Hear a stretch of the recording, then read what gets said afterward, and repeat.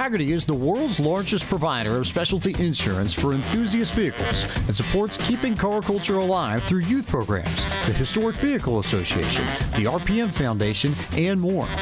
Hagerty is home to key programs such as the Hagerty Drivers Club, Hagerty Drive Share, Hagerty Valuation Tools, the Hagerty Drivers Club magazine, and much, much more. For more information, visit their website at Hagerty.com.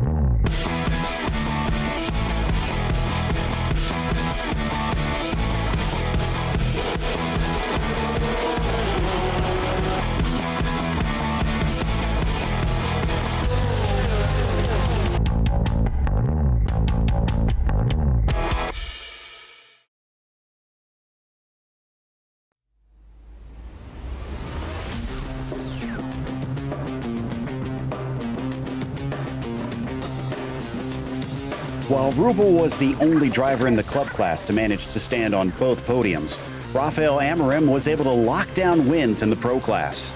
Could he possibly manage a full sweep?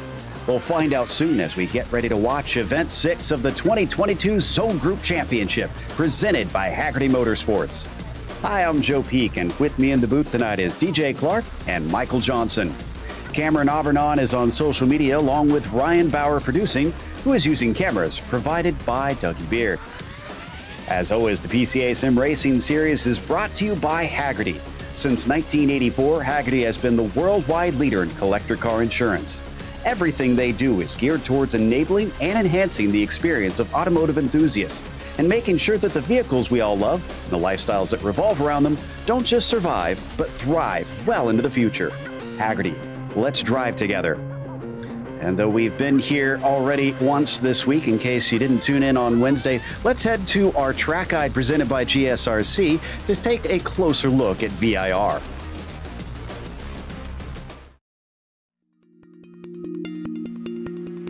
Welcome to Virginia International Raceway. This track near the southern border of its namesake has had the rare blessing of being resurrected from the dead. With 2 decades of use in its modern incarnation and still drawing regular visits from IMSA and Trans Am, it's safe to say that VIR is back and thriving. The owners didn't skimp on refurbishing the place either. An impressive 7 versions are available to run on iRacing, with viewing areas that include posh villas near South Bend that can be rented by fans. The track's long and complex layout has earned it some colorful corner names too. The horseshoe kicks things off right away with a never-ending double apexer that tends to suck the greedy out into its runoff. Later on, fast cars lacking downforce are sent through the terrifying climbing S's and spit out of the steep drop of South Bend. Of course, there's perhaps the most famous turn of Oak Tree, which has sadly lost its eponymous flora in real life, but is retained here in the virtual world. Let's not forget one of the scariest obstacles at the end of the lap, the roller coaster. The incredible speed drivers carry up into this blind braking zone is what causes it to require such immense bravery in order to get the most out of a lap. As you'd expect, the high number of corners makes passing rather difficult. Add in the fact that many of them are dangerously swift, and track position can wind up being a major factor in races.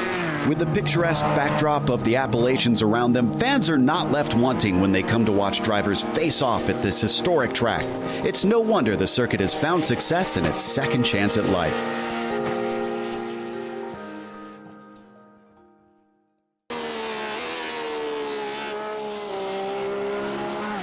Well, DJ, as we saw just 2 days ago, this one is very difficult for the drivers up and down the classes. So what do they need to be looking out for today? Well, Joe, what they're going to need to be watching out for is really the first two sectors of this lap, which we saw catch a lot of people out. The run from Horseshoe really all the way to South Bend, a very, very difficult section that you've got to be pixel perfect all the way through, and there's not really a whole lot of chance to overtake there. If you want to see an overtake done, watch for it coming down off the backstretch into Roller Coaster, or maybe down the front stretch into Horseshoe. But really and truly, this is going to be a race and a track that is all just about precision and making sure you know what you're doing. And no doubt about that as we ride on board with Terrence Tong here. He's just set his first lap time. A 1:46.4 will put him up into fifth, and it looks like we just about got most of them onto the board here in the club class. And they get 3 laps here in the qualifying, so after this, there's 2 more tries for the majority of them. But Michael, earlier before we came live, you were talking a little bit about how you noticed a few drivers kind of over-driving out here. What are some of the spots that you feel like that's happening most often? Well, I think the major spot you're going to notice overdriving is we're watching on board with Stephen Kemp right now going through South Bend. South Bend 8, a lot of cars on Wednesday. And I was watching today and doing a little ghost driving with the folks and found a lot of people even today, even in this class, were overdriving. They find themselves going a little bit too deep, a little bit too hard, turning in a little too late, or not quite enough of a slowdown getting in. And it just catches them out. Another bad spot is getting up into Roller Coaster. Those are 2 areas you can really see somebody trying to really just overdo it, try to push too late to brake. You've got to be, as DJ mentioned, incredibly precise on this track. Precision is important, and to get precision, you need patience. Patience is tough behind the wheel of a race car, whether it's a simulated one or a real one, so it'll be interesting to see how these folks are able to bring that about today. Well, you should know better than to ask race car drivers to have patience as we continue to watch a few of them head around. This is Peter Yurza in the 54. He's one of the 4 that has yet to set a time. Make that 3 is looks like Randall Ayers just put one in. So now Grotto and Steinbrink need to set one up. And it's still Daniel Rubel who has the provisional pole by about half a tenth over Will Waldron. So Yurza is now the only one, as the others around him have managed to put one on the board. And coming up into the braking here for the Roller Coaster, the 54 gets it load up in time, and DJ plunges down the hill. So far, it seems like it's been clean. Let's see if it counts.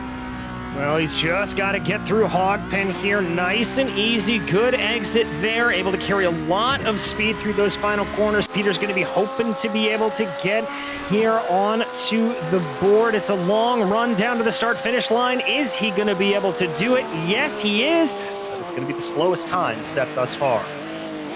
So he's got a mountain to climb, unfortunately. And Rubel improved on his second lap, but it was by 100th of a second. So Will Waldron, who is currently next to him on the front row, needs to improve. But Will's actually sitting in pit lane, so he's going to have to get out there soon. Consider it's about 1:45, and they don't get to complete hot laps here. So I'm not sure if he's going to be able to get around in time. As we watch Road Heaver now, Michael. So he's the next one that could potentially try and overtake Rubel. And I'm not sure it's looking like a quick lap. In fact, no, it's not, because he's coming into pit lane.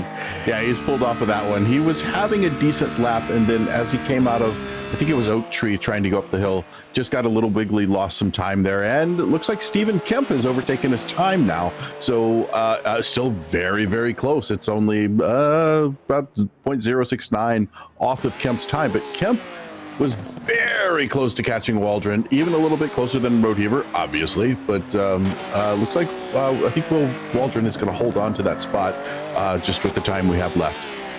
There's not many drivers that have laps left. I see Yurza out there able to do one more. Paul Nito is coming to the line, but I think he is either on an out lap or very slow right now. So we watch the 54 once again. First lap was about 0.6 off the next car up, Carol Davis in the 2:17, and about 3 seconds off the pole time. So not outrageous at a track like this, frankly.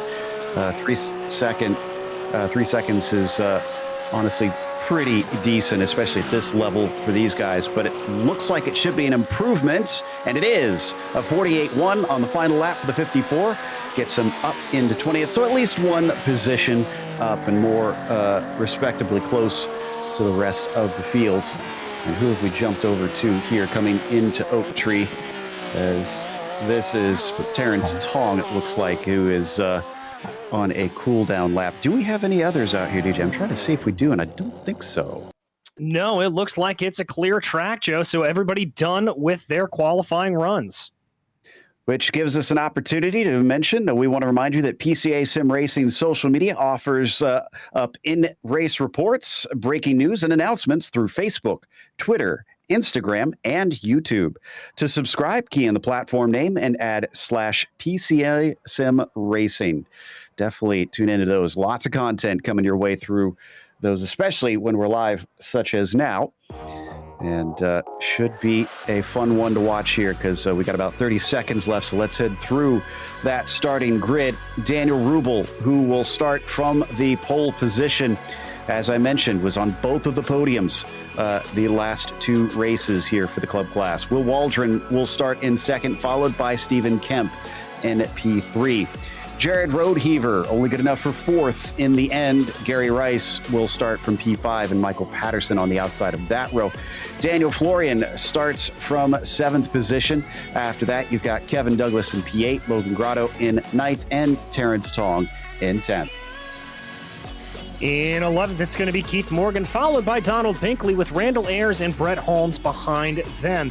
Patrick Gill will be 15th, followed by Volko Krebs with Paul Neto and Jake Steinbrink in 18th. Bruce Robertson is 19th and Peter Urs in 19th, with Carol Davis rounding out your field here today. So as they all grid up, we'll get a pace lap here, and then we'll be on our way for 40 minutes of racing. Let's not forget, it'll include a pit stop out there. We did see that wound up being relatively important over in the challenge and sport classes 2 days ago. So they certainly have to be on the ball for those. And they will be starting out here on the run down into the horseshoe, that first turn. And it seemed like a lot of drivers here, Michael, into that first corner were relatively eager to try and make passes, but it didn't seem too out of control before. But as soon as we start to get the egos and the skill levels a little bit higher, it starts to make me wonder. Well, that pass into turn one, honestly, I don't want to be on the pole position here. It is the worst place to be, especially when you're starting off with square nose, so everybody's even.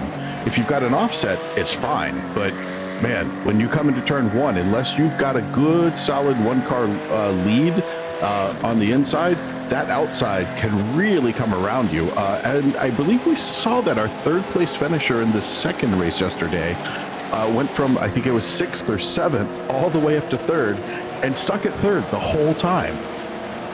Yeah, that's a good point. And, well, we'll have to watch out for that. See if anybody's able to try and make use of it. Who was paying attention in the previous races or understands the little tricks around here as we now come through the snake. And not too many cars here, thankfully, DJ, so I don't think we'll see much in the way of traffic, especially considering we had, it was about just over 3 seconds between everybody from first to last in this group. So it's a pretty long lap here. Not usually something we talk about in races this short. No, not at all. We really didn't have a lot of lap traffic, and thankfully, as long as you're able to catch them on the backstretch or the front straight here, it's pretty easy to get out of the way. You may get a little held up coming through the S's or the snake, but for the most part, pretty easy to negotiate traffic if you do come upon it. And just coming out through South Bend and up towards Oak Tree, where we obviously still see it here in the sim, with this being an old scan, but don't have it anymore in real life. Was that tree ever much of a marker for trying to race through this corner, Michael, or was it mostly just sentimental that its loss kind of hit people? I think it's kind of sentimental, actually. I have a T-shirt that I wear that has a silhouette of it with a car that looks remarkably similar to the ones we're seeing today, the silhouette of it, and love it. It's brilliant, but honestly, it was kind of a hindrance to be able to see around. So it not being there is kind of a good thing. But, you know, I love the look, the feel. It's there. It's this big, giant oak tree.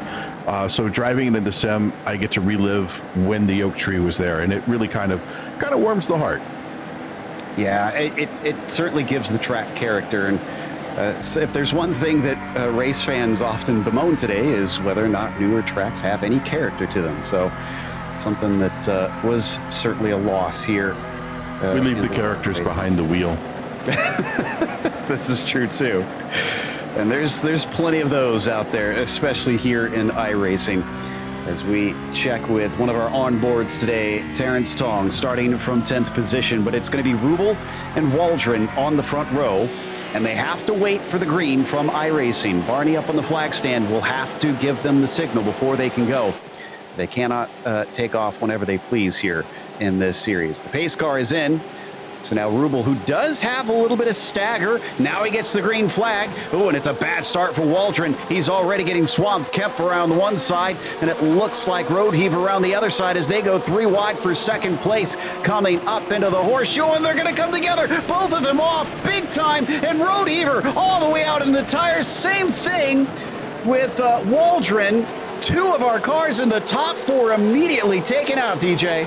Oh my goodness gracious, a big kerfluffle to start this off, and that is just a little bit too much of being over-eager, I think, early on for these drivers. Everybody needing to settle in here. This is still a 40-minute race. There's plenty of time left to go.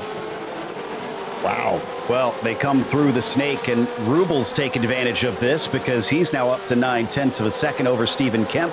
Kemp also managing to gap over Rice by about a second and some change. So that'll help them try to stretch away. But from there, it is very tightly packed still. Yeah, we've got Daniel Florian right on the heels of Gary Reese. It is fast. Oh, no. That was Kemp. Kemp is off out of South Bend and into the tires as well. Not as hard as we saw Waldron and Roadheaver, so it looks like he'll be able to get it going, but the 137 falls all the way to 19th after that one as we hop on board to watch him try and recover, DJ. And he is going to have a whole lot of work to do, and awesome, pretty heavy damage there to the rear wing of that 137 machine. That is not going to help him out at all. Going to take one more look at this from onboard Kemp's view. Let's try and analyze this, Michael. What went wrong here? Looks like a late entry. He missed his apex, and I realize we're splitting hairs here. He was about 6 inches off of it, but when you are going through that corner at that kind of speed, that 6 inches is going to make a big difference. 6 inches might be the difference between Rice and Florian here, as Daniel's going to be able to get to the inside and tries to outbrake him, sends it up, and he's through, cutting back underneath. Gary almost manages to pull the over-under, but not quite there. Instead, behind him, Michael Patterson starts to approach. Yes, he does, working his way through NASCAR Ben, trying to close in on the back of the 14. This is just the area where you want to try to apply as much pressure as possible to the drivers in front of you and see if you can force a mistake out of them through this twisty section of track. So here we go, battle for third place now as Gary's starting to fall off of Florian. Not only Patterson involved, but that's Kevin Douglas back there in the blue and yellow. Obviously, a lot of drivers in recent times sporting colors in support of Ukraine, and can't express enough thanks for these gestures from them and these tough times that many are going through as we come down into the oak tree corner, and great run up to the back of Patterson. This might give a good one here for Douglas, Michael. Yeah, Douglas doing a nice job. So going into oak tree, it is a kind of a multi-stage break. There's a severe modulation and then remodulation going into there, and I think he just nailed it. He absolutely hit his marks perfectly. Not quite close enough, though. I thought for sure he'd have enough slipstream. And as they head through the roller coaster, Logan Grotto starting to encroach upon them. Started from 9th, up 3 positions already as we hop on board. He took a lot of curb and was very fast down into Hog Pen, but he made it work, DJ. Yes, he did. He's got to be careful, but here comes that draft here for Grotto. He's going to see what he can do on the 810 right now. Working his way in this little bit of a draft train, trying to see if there's anything there. Big braking move down to the inside. And it looks like Logan's going to have it. So Kevin bumped down to 6th position, top 5 for the number 5. Now he's got to try and catch back up to Patterson and Rice as he lost a little time with that side-by-side down into NASCAR Bend. More technical portion of the circuit here in the first half, Michael. Yeah, doing a little bit of his number sake instead of namesake. Pulling that number 5, little speed racer, maybe a little Sebastian Vettel. Nice passing maneuver getting in there to just place the car beautifully. Just slid right in. Didn't get too close. Didn't make any waves, but now he's really planting the car and making the pull away. This is really important after you make that pass. You've got to be hyper-focused in front of you and just pull away. Oh, who's that off track? That is Waldron. Will, yeah, you're right. It's a 20, so he caught back out and looks like he had further problems going off exactly where we saw Kemp earlier in this race. And this is the very gentlemanly thing to do. He was staying off the track all the way until he got a clearing. So nice job on that as Terrence Tong is in P8 now, up 2 positions. And that's Keith Morgan that you see up ahead in the black Porsche. Yes, it is. He's got a lot of room to make, and you could really see there. I love this angle from Terrence. You can see he instantly wants to break away from you through this section. It is a really physical, demanding part of the track, and you have got to be absolutely on it. Oh, but Morgan's got a great run in front of him. Can't quite see it from this angle, but he's starting to catch Douglas. He's already been down 1 position the previous lap, and he's not fighting it this time. He's going to leave the door open as Keith is going to try and send it in. And even though he leaves some room at the apex, Douglas is not going to lose the spot this time. Yeah, Morgan doing the right thing there. He wasn't quite as far along as Grado or Patterson, or I forgot who it was, Grado or Patterson, coming in there. So did the right thing and backed out because he didn't have quite enough overlap to really make it stick. So smart thinking and very aware of positioning and speed differentials.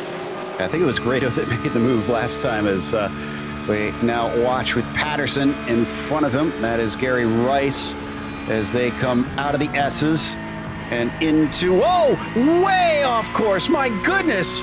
I'm not sure if this is a hardware failure, but the 5 is into the weeds.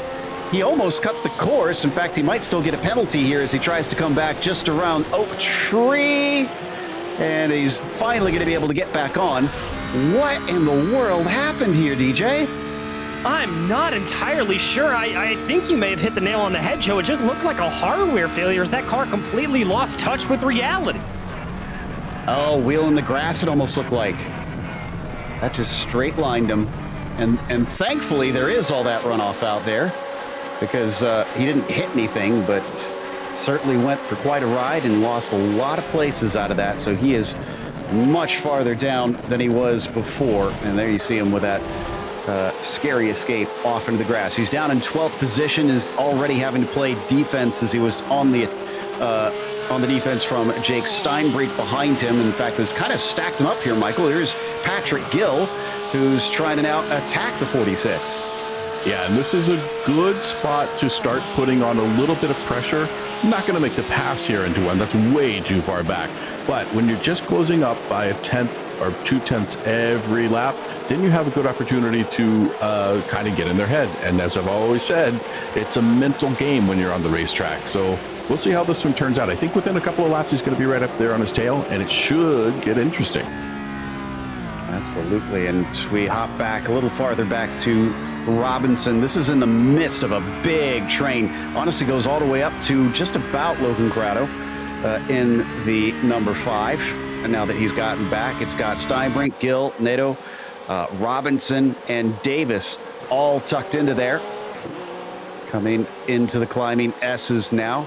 Nose to tail, but not many places to pass unless they start to get desperate. Not seeing signs of that quite yet, so they're going to stay in a nice tidy line for the time being, DJ. Yeah, just keeping everything together here. I think this is the good stage of the race to do that. We're about 10 minutes in. You don't want to get too aggressive. We still have that pit stop. And so what I would recommend doing here is maybe try to save a little bit of fuel. If you are one of these trailing cars, maybe go for the undercut when the pit stop cycle comes around and try to find a good way to get by there. And off of Hogpen, back onto the front stretch we go here with some of our top drivers. Bryce and Patterson still trying to decide the podium. This is on board with Gary looking from the gearbox back at Patterson, who's going to look to the inside. But that gray and purple 29 not able to affect the pass, though he is once again given space. That's going to slow up Gary a little bit. And I wonder if just being a little too cautious there has costed him, Michael. I would say yes, given that move right there. I think he was being a little bit too cautious, a little bit off of his timing off the line, and that made for a very easy pass for Michael Patterson to get around. And Gary has got to be just absolutely furious with himself for letting that happen. He's not the first, and he won't be the last to have an issue spinning coming through NASCAR Bend, that's for sure. Thankfully, he just didn't find the tires through there as the rear came around. So that will split up that battle that we're watching. That seems to be almost a trend here in this race, DJ. We've been watching fights. Someone makes a mistake, and and there we go. There's another one. Speaking of the devil. Yeah. Was that Grotto again? Or no, that was no, I think that was Grotto, actually. No, Roadheaver, excuse me. That was Roadheaver. Yeah, it was Roadheaver. And Joe, that's just part of the technical difficult part here of this VIR circuit. We're going to ride on board with Jarrett here as he makes his way up through the rising S's here. And it's just a result of these drivers, I think, pushing a little bit too hard. Oh, yeah, see, tried to carry a little bit too much speed through South Bend, had to check himself up so as to not get into the back of that car in front of him. And that shows you here, it's not a dearth of talent. It is just how hard these guys are pushing and how hard they're being pushed that you can make that millimeter mistake, and that's enough to send you off. Sometimes the limits are there for a reason. And the track limits in this case are very distinct, with that grass being costly today. Interesting note as well, the stewards have reviewed that lap 1 incident into the first corner, and there is no penalty for that. It's a racing incident, according to them. So glad to see we'll be able to carry on, but unfortunately for Roadheaver and Waldron, that is going to be both of them not finding anybody punished for what went down. I'm sure there's certainly going to be some words after this one as we go to Daniel Rubel now with a 6-second lead. My goodness, Michael, he is coming back with a vengeance on this one. Yeah, he's really opening this up. He's been the fastest driver through practice. He obviously got the pole position, and from the beginning, he had an excellent start. They weren't square nose, they were offset at start, which worked perfectly for him, especially with that incident. So he's just been able to drive away. It's been kind of a Sunday drive for him. Let's hope everything just continues to click, but I'm a little curious what happens when he starts to get up around some lap traffic. Yeah, and let's not forget about Mark Lacombe, who looked like he had the race falling in his lap down in the challenge class, and unfortunately finished way down the order in the end. So this is not over for Rubel, and he's got to stay diligent throughout the race. As we hop over to Donald Binkley in the meantime, he's trying to pry 7th place away from Ayers in that number 10. He'll look to set himself up coming off of Hogpen, but that is a nice tidy exit from Randall, who is still well out of reach from the 2 car. Yes, he is, but I've got to say, Binkley looked very, very quick through the first about 3/4 of that lap, and he was able to gain a full second over Ayers. So he is clearly putting in some hot times. You can see just how much curb he's taking there on the entrance to the horseshoe. He is pushing that number 2 Porsche right now. So really, really on it here, and I wouldn't be surprised if this is going to be a little bit of a battle here. Roadheaver's been in the wars today. He had more contact, and this time it was with Logan out there. So the 5, once again off at South Bend, but this time he had a little bit of help, unfortunately, We'll see what becomes of that as Jared now finds himself off track of his own doing, out braking himself down into Horseshoe. Yeah, I think he's just having a frustrating day. This looks like driver frustration to me. When we watched the cross country going around earlier, I think there was a little frustration there. And then right here, it's like, I'm faster, I'm going around. Well, not necessarily. Both of those guys were very fast. We've seen Logan Grado, who did an amazing job early on in the race, just holding on. I don't think Jared should have pushed it quite as hard, but that's the frustration factor that happens when you have a really bad first part of your race. Yeah, and a hip check from a lap down car on a car in the lead lap probably not going to be looked upon too kindly. So we'll see what becomes of that as we watch with Kemp now, who is still, where is Kemp actually? P16. So he's climbed up a few spots, and he recently overtook Grotto. Now he's trying to overtake Davis in front of, but he has a big problem coming through Hogpen, and Logan has no place to go behind him. In fact, you can see him filling up that rear view screen as there was nothing but nose in that thing as they come down into the first corner once again. Logan's going to take that one right back, and down to P17 goes Kemp. We've had another black flag, or I guess really our first black flag for this one. This was Jared Roadheaver, who we just saw have that contact in trying to get laps back. And so that'll certainly put him down the order. This is a nice little trend starting to develop all around here. This is Bruce Robinson in 14th position. He is trying to close in on Paul Neto ahead of him. And then he's got Carroll Davis under 0.5 of a second behind. And so this is one of those areas, Joe, where you've got to be very careful as a driver.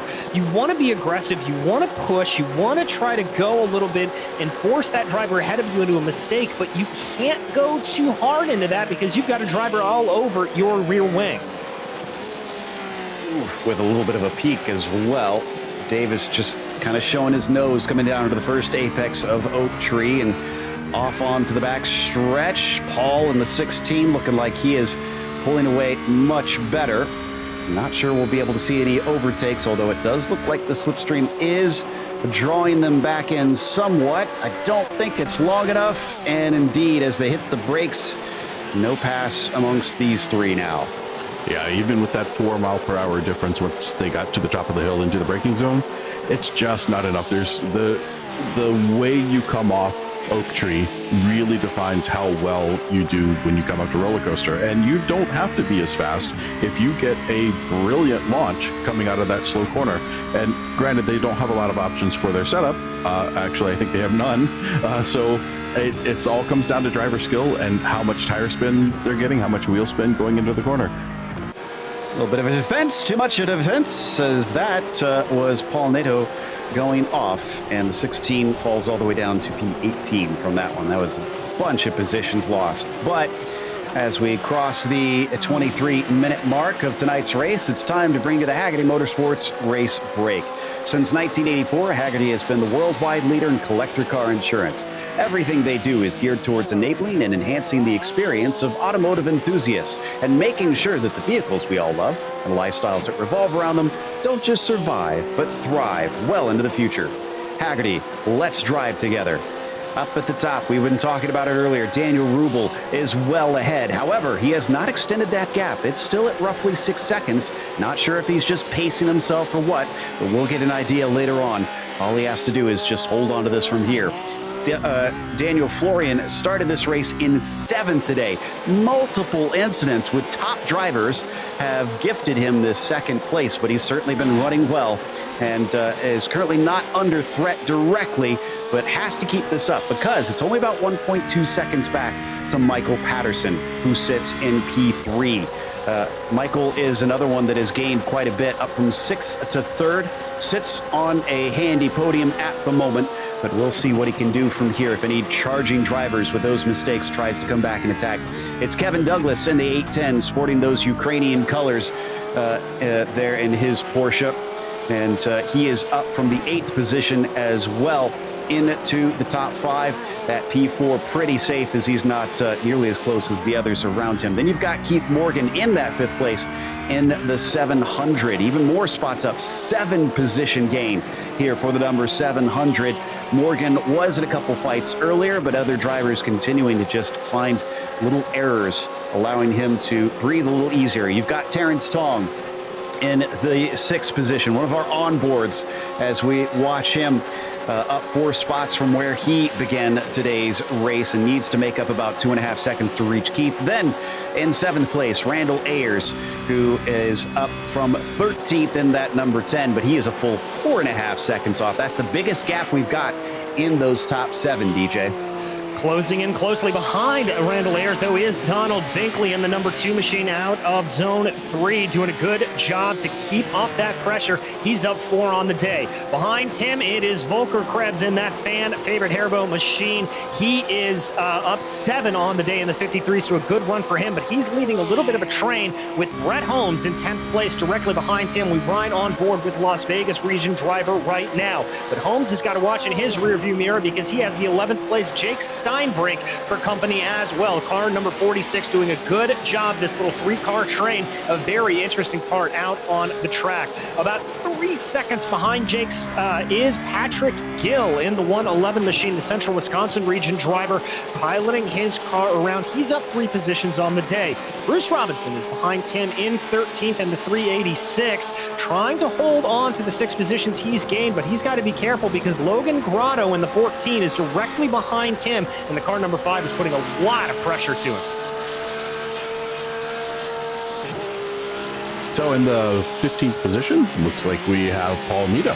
Having a good day. He's up 2 positions as he comes into the pit region, into the pit here from the Upper Canada region, Zone 1. And then Peter Yerksa is going to be in well, actually, sort of moving up. He was in P16 as we go through a pit rotation. Down East region, Zone 1. Now, Gary Rice, I believe, is going to be next. He is unfortunately down 11 positions with some early on troubles. He is out of the Peach State region. The Zone 3 car has all that Australian stuff. We've got Vegemite on there. We've got a couple other things. I kind of dig the livery. It's a nice mishmash. I'll say that one day correctly, of stuff on there. Very cool looking car. Carol Davis is pulling in P17 out of the First Settlers region, Zone 2. That beautiful car there riding along. He is up 4 positions on the day and only about a second off of Gary's tail. So we could see some movement here. That would be nice. Stephen Kemp is going to be next in P18. Stephen having a really tough day. Started off in P3. Early on incident that we saw, and just unfortunately unable to recover too well out of Zone 10, the Nordstern region. And then we have next would be Will Waldron, also a victim of that early on incident. That was, as the steward said, and I've looked at it several times. I got to say, yeah, they went the right way on that. That was just a racing incident. Very unfortunate. Will getting pretty much the worst out of that. But hey, he is a solid driver, and I think he may be able to at least put on a good show when he is working his way back through traffic. When we saw before, sticking with it can tend to pay off. But this concludes tonight's Midway Race Report, brought to you by Hagerty Motorsports. Big thank you to our series sponsor. And back up at the front, while Rubel is now actually a little bit farther ahead, Daniel Florian suddenly sees Michael Patterson all that much closer. There we ride on board with the 29 now. He's got about 0.5 of a second to try and catch up to the 11. And we heard Michael talking earlier about it's so critical off of Oak Tree, trying to get that power down. It's looking decent, DJ, but I don't think he's got it this time. No, not quite yet. And a little bit of a movement there for Florian, just trying to break the draft a little bit as they get going through. And so some good defense there for him. As they come down through the roller coaster and into the hog pen once again. They have pulled away from Kevin Douglas by about 3 seconds, so they're free to fight amongst one another if they get close enough, but it seems like Patterson's struggling somewhat to get any near. Instead, we jump over to Logan once again in the number 5. This is Patrick Gill in front of him in the 111, trying to see if he can crack into the top 10. But pit stops are starting to happen, as it looks like Florian, Douglas, Morgan, Tong. I see Ayers now in, and well, Gill is going to join them. Yeah, it looks like he's going to pop in, making it more difficult for Grado.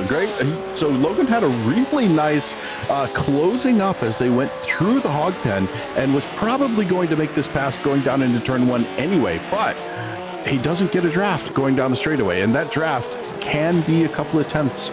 So I think he's kind of wishing he may have gone into the pits, or maybe he thought, I'm faster than this. If I can get out here and just put down some hammer time, maybe I'll close it up a little bit. Right now, the highest driver to have pitted is Kevin Douglas in the 810. He sits in 6th position. Obviously, he'll inherit a couple because there's 5 drivers left that still need to take a stop. Although I say that, Gary Rice, I think, needs one as well. So 6 total. Gary is pretty far down the field as we watch the 5 of Logan Grado there come through South Bend. Let's see if this one is actually on the track. And yes, indeed, he manages to keep it within the black stuff. 15 minutes left to go. Are we going to see Daniel in this time by? I would have to think he would certainly be coming in. Looks like he's fading a little bit towards it. Is he going to come down? Yes, he is.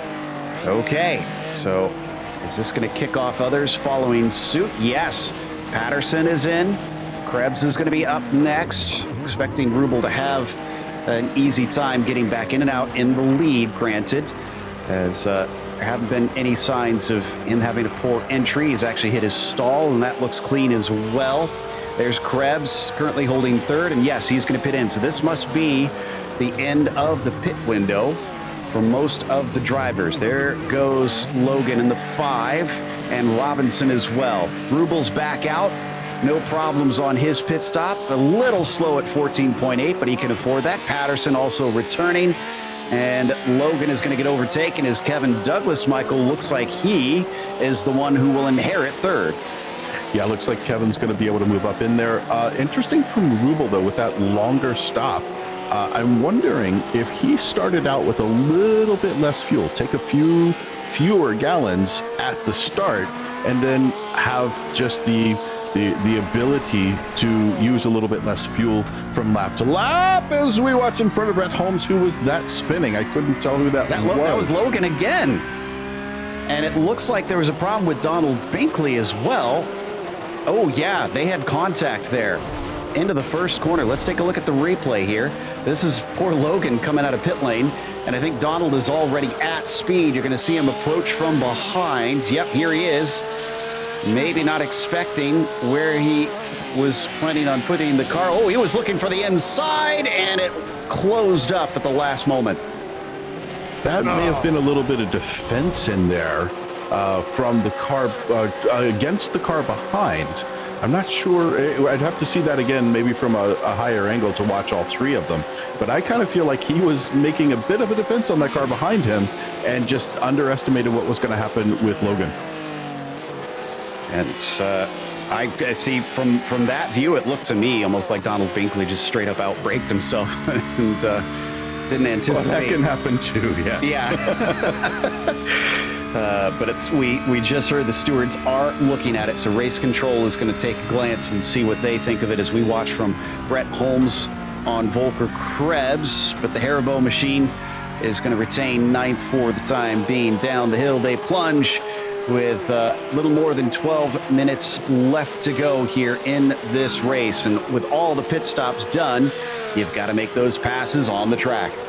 Yes, you do indeed, and it looks like there that Holmes lost a little bit of time coming down through Hog Pen. He's still going to be within draft range, but that gap expanding up to about 0.5 of a second here. Krebs doing a good job of getting the launch that he needs. And Binkley has been given a black flag for that contact, so he's going to have to come into pit lane and serve that stop and go. Unfortunately, in fact, a stop and hold, it sounds like 10 seconds, and that will certainly hurt. We come out of the left hook down, or out of NASCAR into left hook, rather. and then weave their way back through the snake and underneath the bridge. Brett Holmes trying his darndest to get right on top of that rear wing, but not nearly close enough for now. This is a very interesting race going on here, and I really have to stifle the urge to sing. Don't worry, director. So our director is getting ready to switch to something else because he knows I'm going to sing. But I promise I will not sing the Haribo song. It's stuck in my head every time I see this car. I love it. It's great. Oh, we've got an off. We've got an off. That is Randall Ayers. So that is for position. Volker now moves up into 8th, but he gets it going in time. He's going to have the speed to hold up with these guys. And he wants the slipstream, but unfortunately Brett Holmes is in the way. He's going to be able to want to steal it as he almost makes side-to-side contact, trying to get as close as he can to open up the entry into the roller coaster, but he can't stop it in time, and Randall falls down to 10th. Oh, no! Contact between all three of them. Cars having to scatter to get past. That's Patrick Gill, Carroll Davis, and Bruce Robinson, who thankfully all avoid further incidents. And Joe, I think what happened there is that Krebs just lost it a little bit at the exit of the roller coaster, had to check himself up, and the drivers behind just had nowhere to go and sort of popped into the back of him. We'll check it out there. There's almost that contact that we talked about on the run down into the corner. Here they go, and watch Krebs here. Yeah, the car just slides out. He catches it and didn't realize around that the cars behind just not realizing what was going on. Great checkup by Ayers, though. He did a good job not T-boning that car. So this is the view from Gill taking evasive action, Michael. Yeah, we can see the view from behind, but I got to give really good props to Volker on that one, because as he was going up the straight, he chose which car to give the draft to. That was his choice. So he watched the mirror and decided, okay, which one of these two guys is going to give me the least amount of trouble? So he pulls in front of that one and gives them the draft, so they have the advantage coming into the corner. And then that unfortunate spin just got around a little too far and a little bit too much wheel input. And when the nose drops as you're coming through there, all that weight goes forward, and suddenly you've got a lot more traction that you weren't expecting. Krebs is now the latest to discover why that's a bear of a corner, as he's actually even got a black flag, self-spin resulting in an incident because someone made contact with him with that spin. He's be given a penalty. Meanwhile, this is Holmes leading two cars really. Patrick Gill and Carroll Davis. Well, I guess it is 3, yes, because Bruce Robinson's starting to close up. Yeah, he's starting to lurk there in the background just a little bit. Is that gap starting to come down a little bit more between Gill and Davis? That may be the battle to fight off here as they work their way out of Hog Pen. I think that Davis is going to have a little bit of a run here.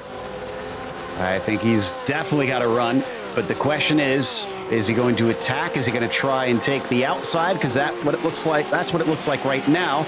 Patrick Gill defends, but not able to get the overlap. Looks for the over-under, almost about gets it, but backs out before they get into the left kink.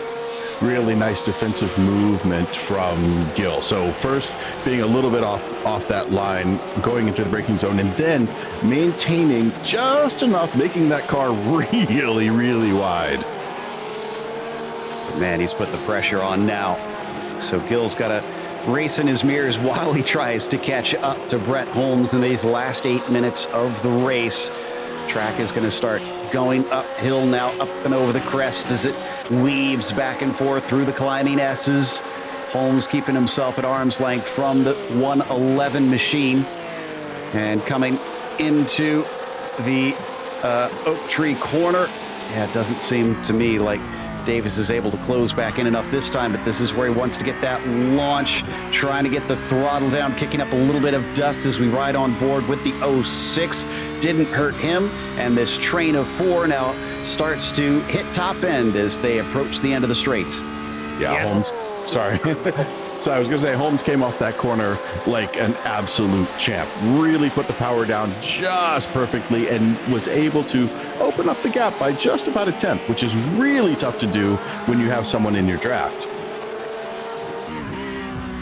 Coming back down once again through the final part of the track. Man, that is way more curve than I feel like I'd feel safe taking here down through Hogpen as the right-hand side of the car was bouncing all over the place, and this was not a good exit from Holmes this time. Here comes Patrick Gill. He's going to look to the inside instead, and he's going to try and make the pass as he breaks deeper than Holmes, and he's through. Could it be a 2-for-1?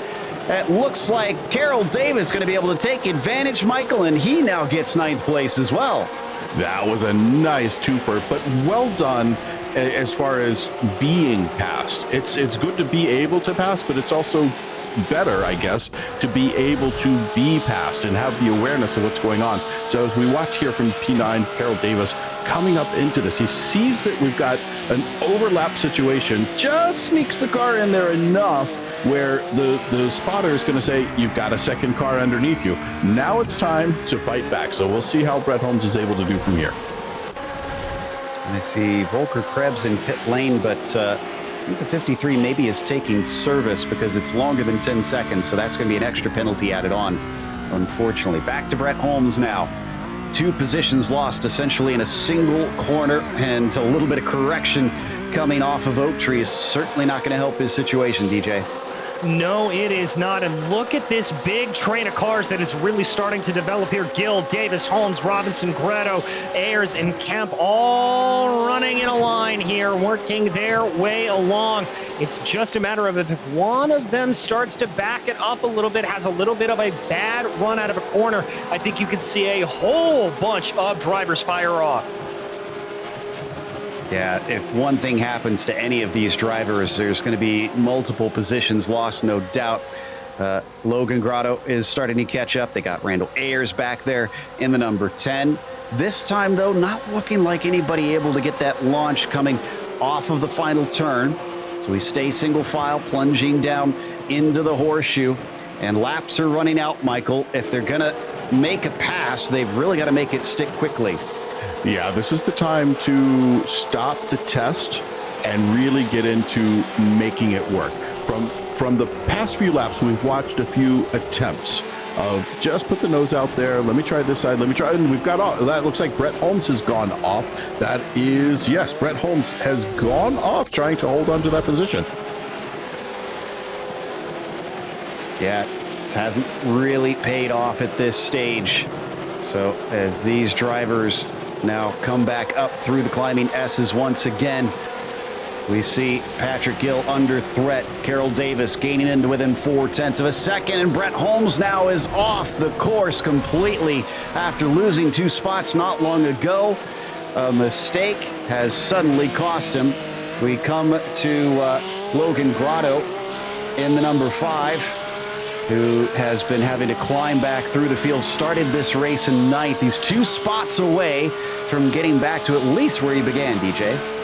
Yes, he is, and that is a very good recovery for him. He just needs to try to get by Bruce Robinson here. He's able to close that gap down under 0.3 of a second as they break into roller coaster. And again, Randall Ayers looking very threatening behind him as well. So this isn't just a simple, I've got to look ahead and take this. There is more to it than just that. I think we have 2 laps to go here for Daniel Rubel. 3, really, this last time by. And then we'll get the checkered flag for the club class. Ooh, this is a very good run.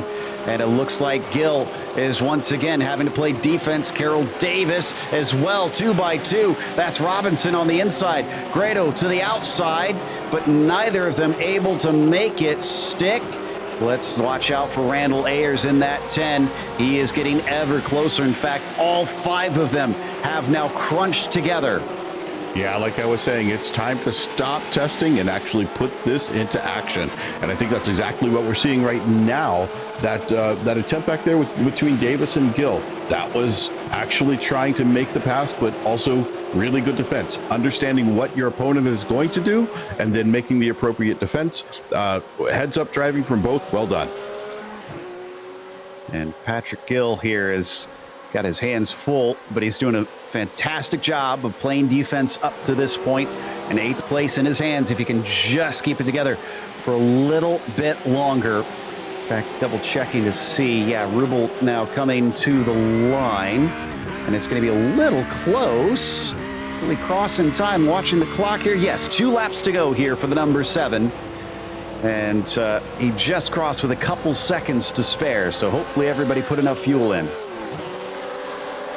Yeah, hopefully they will have. We saw a couple of drivers last night running out of fuel as they came to the line. So this is one of those situations that you have really got to prep for. Make sure everything is good to go. Maybe some of the reasons we saw a little bit later, longer pit stops with some of the drivers just covering off at this very scenario. And speaking of those longer pit stops, Daniel Florian took a 19-second pit stop. That was 5 seconds, 4.5 seconds more than Rubel. So did Rubel just mess himself up here and Florian's going to be able to have that extra lap? I'm curious. What do you think, Joe? I feel like Rubel's got enough knowledge of this that he knows what he's doing. I think Florian is maybe the one that messed it up a bit. Because he was in those top 3 before. So this definitely cost him a spot, at least one spot, I believe, and put him off the podium. Meanwhile, we continue to watch this crew here in the mid-pack. And I'm wondering if Gil only has to just play minor defense from here, DJ. Just make sure to keep the door from opening up, focus on his race, and not put a foot wrong. I think that's exactly what he's got to do here. We've seen some good attacks from Carroll Davis, but with really only, one lap left here, maybe 2, he's going to just have to be very, very careful and not make a mistake. That is the name of the game around VIR. 13 seconds left. Here goes Daniel Rubel across the line. White flag, 1 to go with just enough to spare. Patterson about 8 seconds behind him. So if Daniel was biding his time before, he turned it up a little bit since earlier in this race and has started to scamper away with Douglas sitting in a comfortable 3rd. We hop back with Brett Holmes once again. Stephen Kemp just in front of him in the red and yellow, Michael. Yeah, Stephen having a little bit of a tough day, back 10 positions from where he started, really trying to fight his way through. Unfortunately, a few mistakes along the way, but somebody in. Looks like we got somebody coming in. That's Robinson. Bruce Robinson to the 386. I wonder if he didn't have enough fuel here. Did not anticipate potentially, as there is our leader. No pass in and amongst that group of 5 that we were watching earlier. They all stay in position. And Robinson, no, this is not fuel, because Robinson is in pit lane, taking more than just a quick splash. Wonder if he had a incident penalty, too many of the incidents, because we didn't touch on that, but they do have a limit as to how many times they can have offs and spins here before the sim automatically hands out a black flag to them. But it looks like Daniel Rubel, who is coming up and over the crest and through the roller coaster. That is a lapped car behind him. That's Donald Binkley back in 18th, so that's of no concern to him. 8-second gap to the nearest car. Rubel, who won in race 2 for the club class, is about to make back-to-back wins here to help himself out in the Zone Group Challenge. And it's victory today at VIR for the number 7, DJ. Absolutely dominant run there for him. Michael Patterson looking like he's losing a little bit of time back to Kevin Douglas, but he's going to be able to cross the line and make it across. I wonder if that was a little bit of a fuel issue there. Not entirely sure. Back to Carroll Davis once again. And this is on the tail of Patrick Gill. If Gill is smooth off of Ogden, he is home free for an 8th position. So far, so good. Just keep with it. Yes, indeed. There's the checkered flag. Nicely done to withstand all that pressure. The 111 gets a handy 8th place. Davis 9th. Grotto in 10th with Randall Ayers. Man, it was close behind him. Stephen Kemp was running him down, but just didn't have enough straightaways. Brett Holmes was 13th. Last car on the lead lap going to be Bruce Robinson, actually in 17th. And not sure we have many battles. It looks like Rice is trying to catch up to Nato, but nothing doing on that one. Well, that will take us to our results here for the first race of the evening, with Daniel Rubel finishing in the lead after starting there, and Michael Patterson going from 6th to 2nd behind him to get a podium today. And Kevin Douglas, as I mentioned earlier, very comfortable 3rd place, up from 8th today in the club class. Daniel Florian from 7th to 4th. A little bit of a long stop, maybe cost him a podium, as Keith Morgan was 5th today. It was Terrence Tong finishing P6 behind him. After that, you've got Jake Steinbrink in 7th, Patrick Gill, who had a train of cars behind, unable to overtake, taking 8th place. Carroll Davis was 9th, and Logan Grotto was 10th. DJ? In 11th, it was Randall Ayers, followed by Stephen Kemp with Brett Holmes and Paul Neto behind him. Gary Reese was in 15th, followed by Peter Yerza with Bruce Robinson, the last car on the lead lap. Donald Binkley was a lap down with Volker Krebs behind him, Will Waldron 4 laps down, and Jared Rodeheber a DNF here on the day. And we've got our winner ready to talk to us, Daniel Rubel, in that number 7 machine. He pulled away rather quickly and didn't look back from there. Daniel, did it feel calm inside the cockpit during that race? Because from our perspective, it looked that way. You had a gap early and just didn't seem to be hassled by anybody. Yeah, I was really fortunate coming out of turn 1. I know there was a little bit of kerfuffle behind me, and fortunately made it through that. Feel sorry for the guys that got caught up and swept off the track there, but create a little breathing room for me, and I was able to drive, 9.5 tenths the rest of the way. Feel pretty confident maintaining the gap behind and cruise to a victory. So really happy with the outcome. Like I said, feel bad for those who got caught up in the turn 1 incidents. Yeah, we're watching that live on our screen now on the replay. So much is talked about often in racing about momentum, not just the cars out on track, but driver momentum mentally. Having back-to-back wins in the Zone Group Challenge, heading off into Series 8 pretty soon. Does that help you, do you feel like, or do you really not pay attention to those things? Well, I hope that creates some momentum as I head into Series 8. I haven't been as competitive in the series thus far, and so put a little more seat time in for this Zone Group Championship. I think it's paid off. Certainly helps having confidence, to your point, from the prior race. So you come in feeling good, you're feeling confident in what you're capable of, and was able to keep it on the road and stay mentally focused. So I think there's definitely something to be said for momentum. Well, speaking of confidence, 3 straight podiums, 2 of them wins. Do you feel pretty confident you were the victor in the end of the club class? Yeah, I think unless there's a penalty or something that was unbeknownst to me during the race, I feel like I had a pretty good point standing coming into this race, and I knew I had to, finish in the top 5 or so to have a chance. And so I think with the victory, hopefully it's enough to clinch. Well, congratulations if that's the case. Anybody you want to thank for today's win?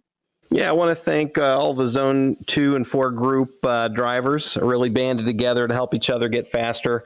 Of course, the Reason Toter region drivers, Kevin Douglas, one of those, who had a really great finish today. We spent a lot of time in sim, but also off track in HPDE, and always coaching each other up. And I think the results are paying off. Well, that was Daniel Rubel, your winner here today at VIR for the club class. But DJ has caught up with Michael Patterson, who followed him home in second.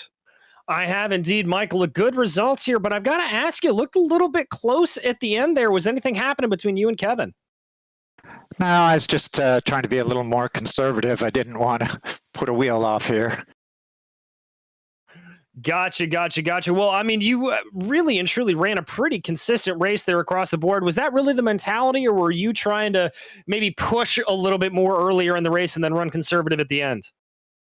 Well, I was behind people earlier, so once I got up to third, I basically just said, back it down just a notch and hope for mistakes ahead of me. And luckily, I had a few. Well, there you go. And obviously a good podium here to be able to carry that on. Are you hoping this is going to carry you some good momentum when we get into season 8? Oh, for sure. I'm looking forward to the Cup car. Well, I know we are as well. And Michael, a good podium here. Anybody you would like to thank? Sure, of course. You guys, the steering committee, Porsche, the PCA, Hagerty, and my buddies at Matrix, and the double shot of espresso I had before the race. All right, so that's the key to racing well. I'm going to have to write that one down. Thank you very much. That was Michael Patterson, your second place finisher here today. And Michael, I believe you've caught up with Kevin Douglas. Indeed, I have. So, Kevin, the beginning of the race, you started off back, I think it was P8 or so from your starting position, and then kind of had some interesting traffic to work your way through until around lap 6 or 7, when things kind of cleared up.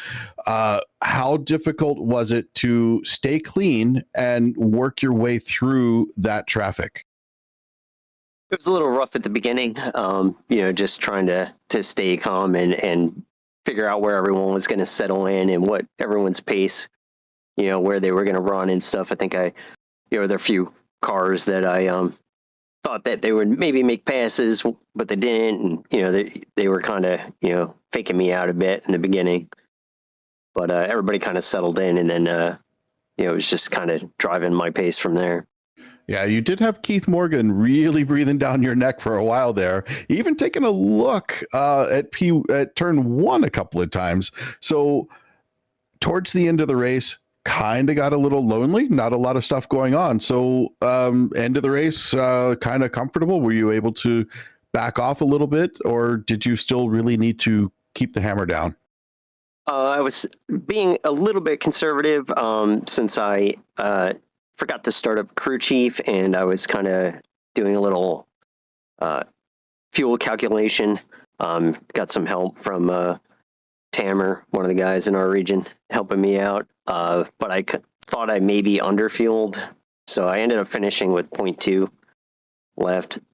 And I think I got a little bit of an advantage in the pit stop, because I think some of the other drivers maybe took a little bit more fuel and had slightly longer pit stops, which allowed me to get a little bit of an advantage. Oh, you made up a second in pit stops. You were in the box for about a second less than Rupel was, and about 3/4 of a second less than Patterson was. So that made up a lot of time for you. Well done. So curiosity. So with all the stuff that's going on, I see you've got your new livery there. Love it. Where can I find this livery so I can alter it with my logos that I need to put on for my sponsors? Yeah, I made that one up kind of quick. Kind of played it off of my my prior livery, and then just changed up the colors for everything that's going on.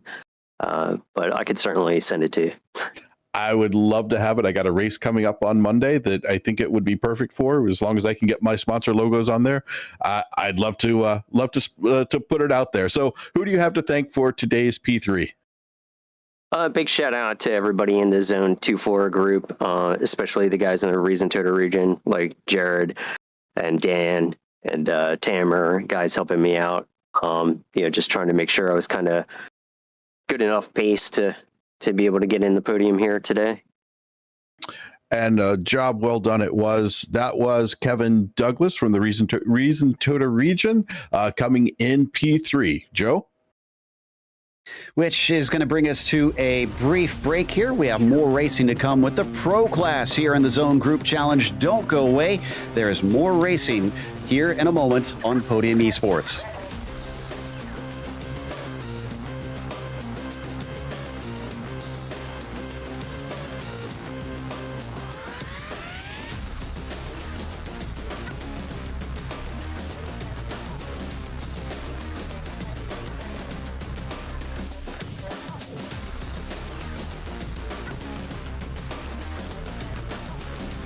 And with brief apologies, we have one more thing to do before we head to break. Actually, we have Doug Atkinson with us, who has the update on who won in the club class. Doug, take it away. Okay, in club class for tonight, the winner in the series is Daniel Rubel, Reason Total region, Zone 2. Second place on the podium, Kevin Douglas, Reason Total region, Zone 2, big night for the region. And coming up third in the zone group is Michael Patterson, Longhorn region, Zone 5. Big congratulations to the drivers, and a big thank you, Doug, for coming in to give us the update on that. We'll hopefully get to talk to you again here after the pros. Now we actually have a short break before we head off to that pro class race, if I can get that out. Thank you for sticking around, but don't leave yet.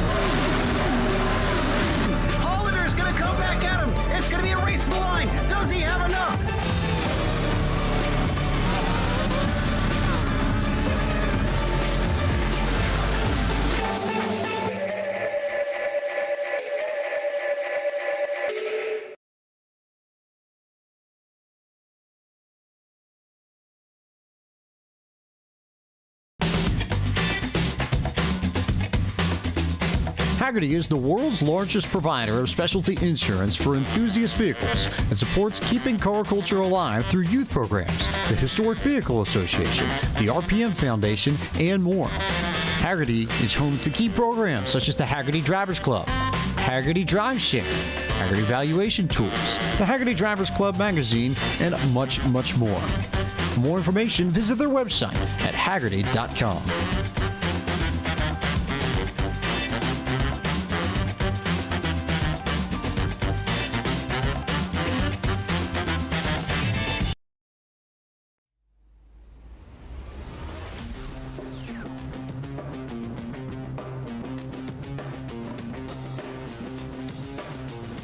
Welcome back to Virginia International Raceway. The PCA Zone Group Challenge is on to its last race with the Pro Class.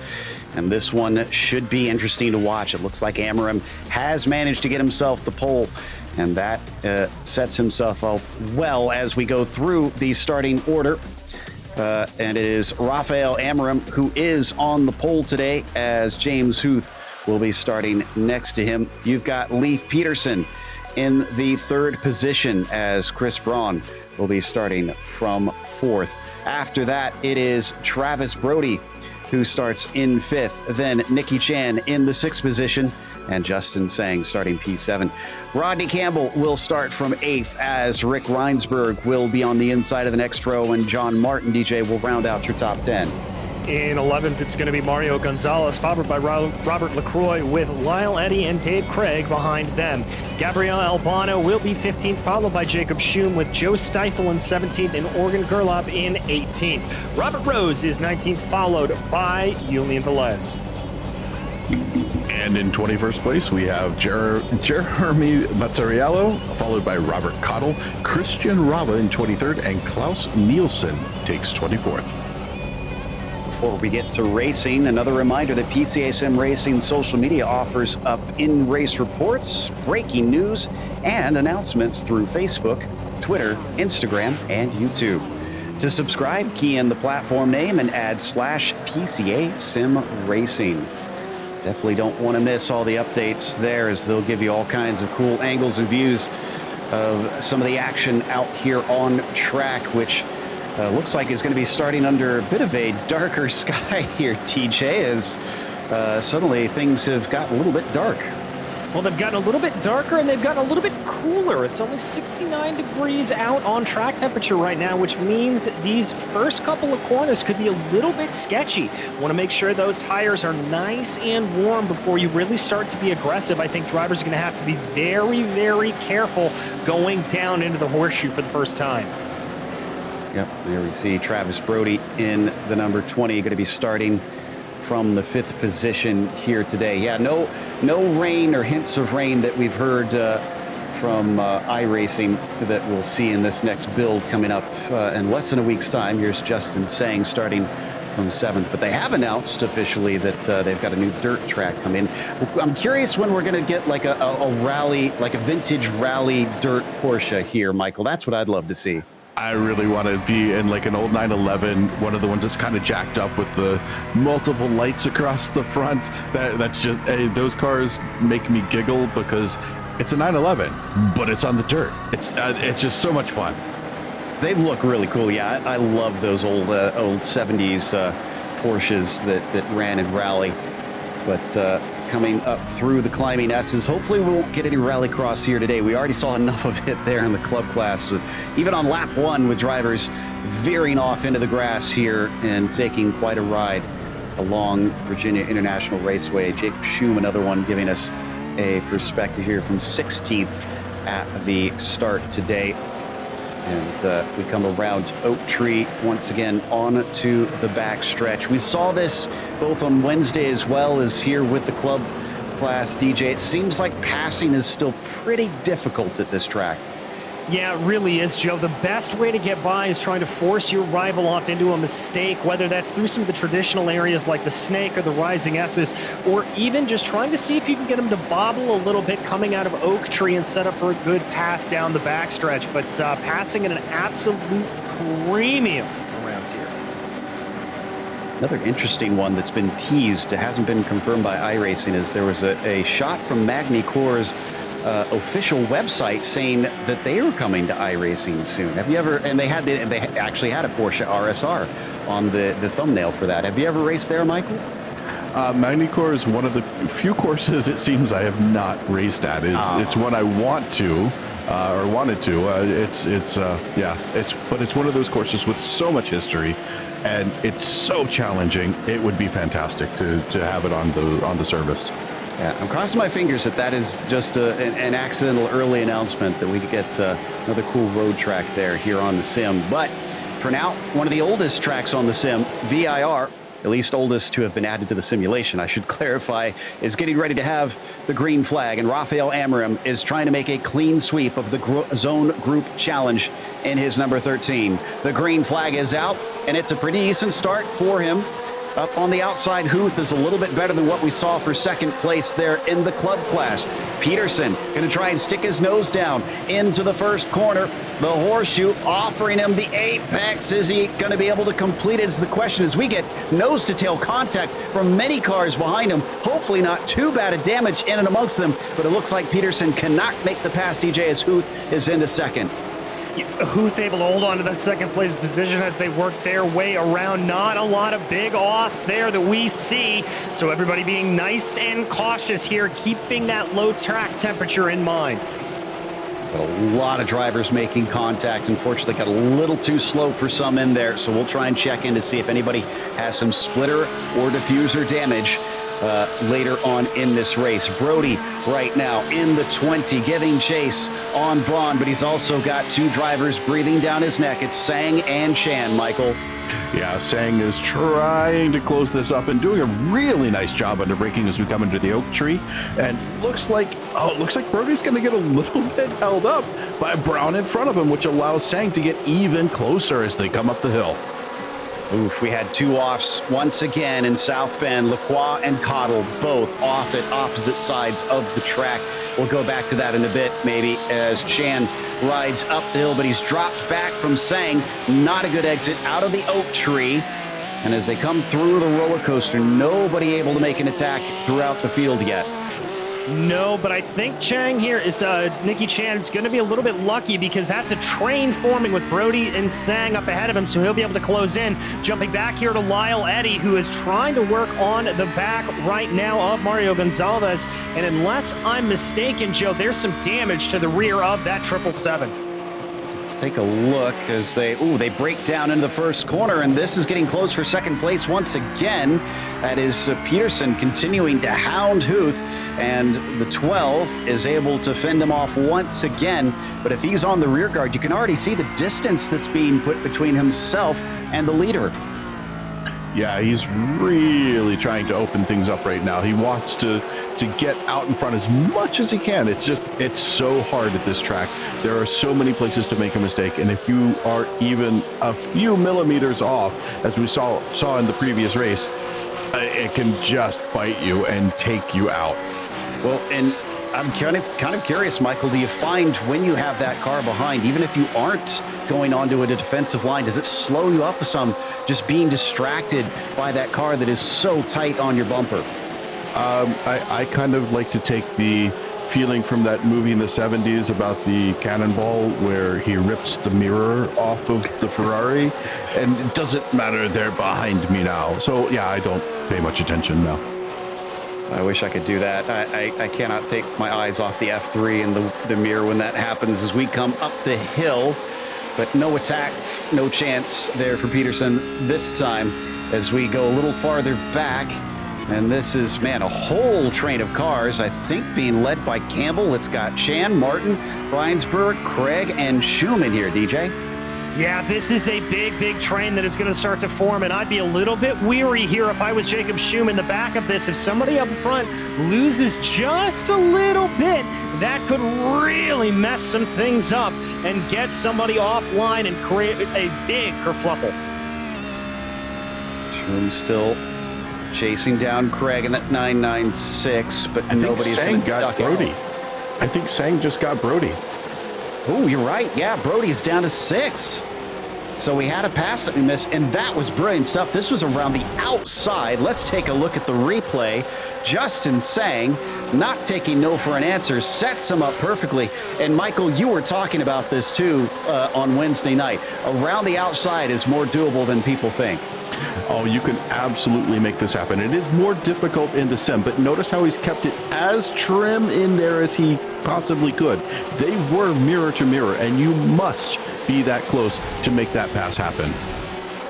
Fantastic stuff. That'll get him into the top 5, but can he chase down Braun next, who is up about 1.5 seconds down the road?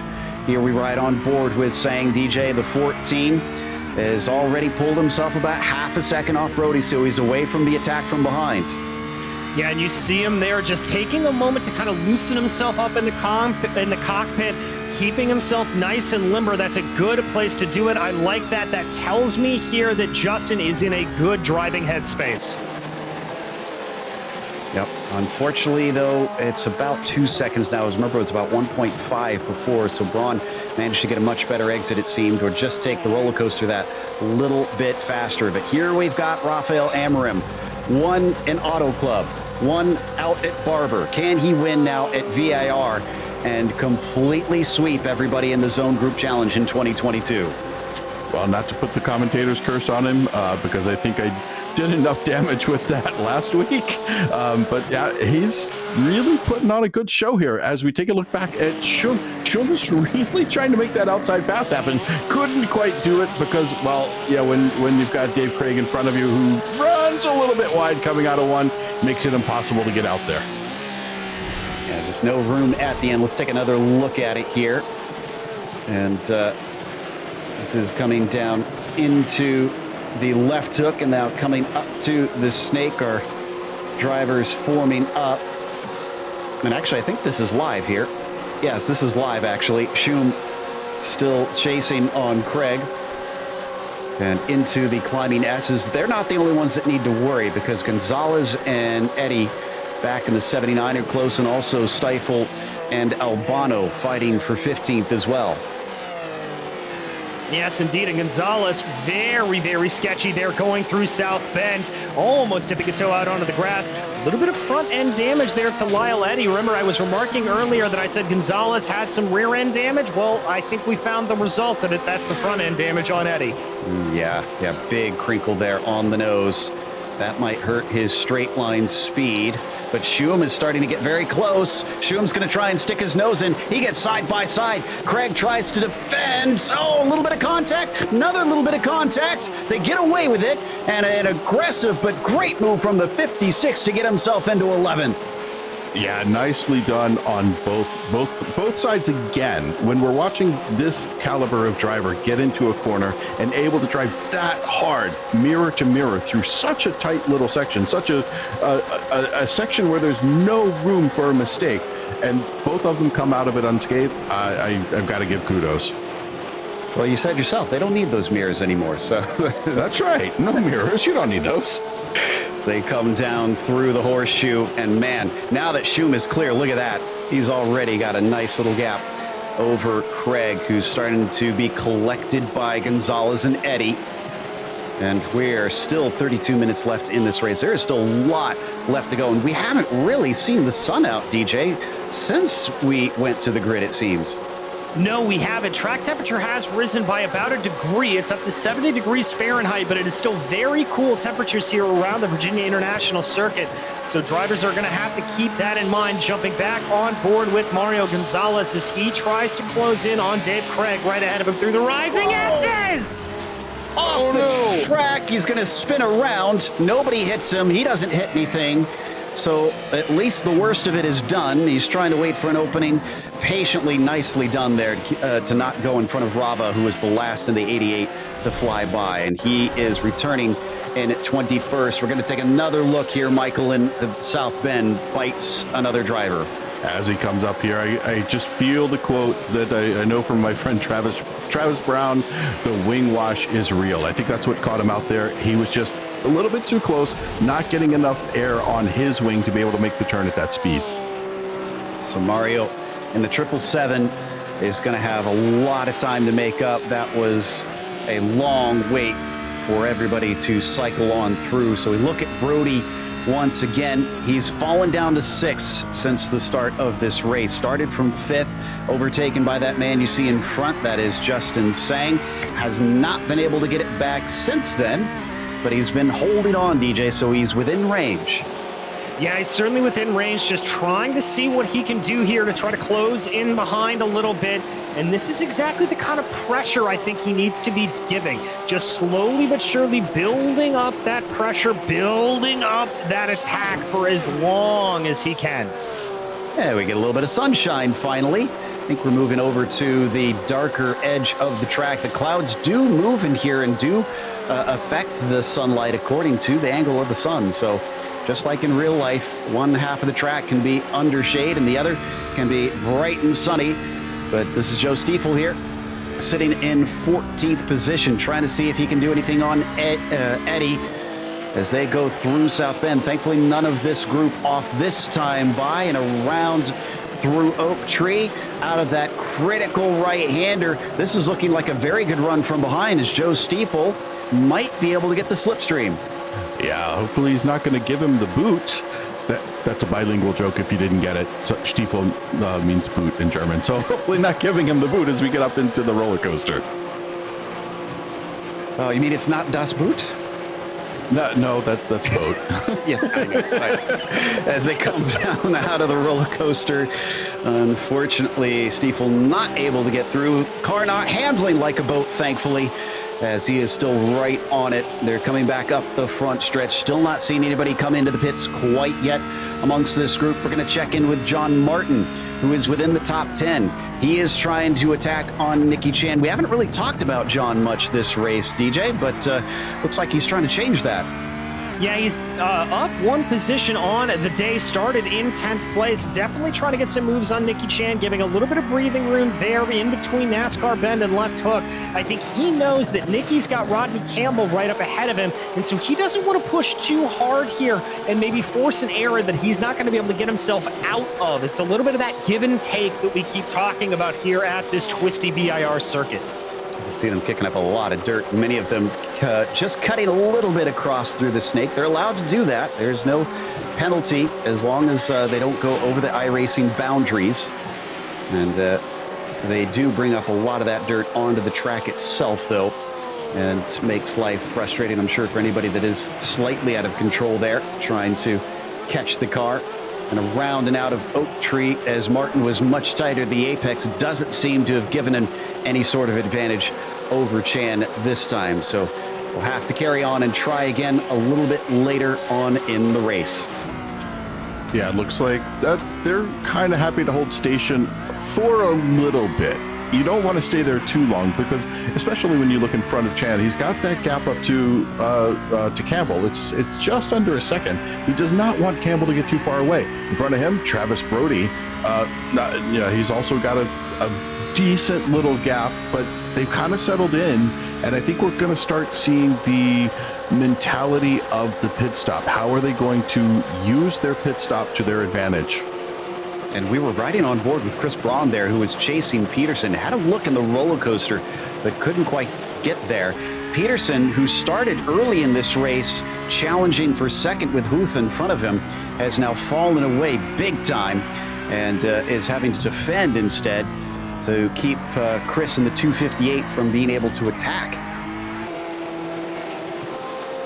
Yeah, he really is, and we're seeing a lot of sort of stagnation across the field here as this goes along. I think a lot of drivers are holding back a little bit. They don't want to get too aggressive. They don't want to go too crazy on an overtake move here as they work around. They know pit stops are still coming, and then once those fire off, that's when the gloves come off. They really are willing to push it to the edge in this class. I've been watching them through South Bend, just leaning on that curb as they exit out, leaving no room for error in amongst them. And there is Eddie once again, looking mighty close. Can he get something? Can he manage to finally get the run that he needs on Craig? It is marginal, but he's also pulling along Stiefel as well as we ride on board with Lyle.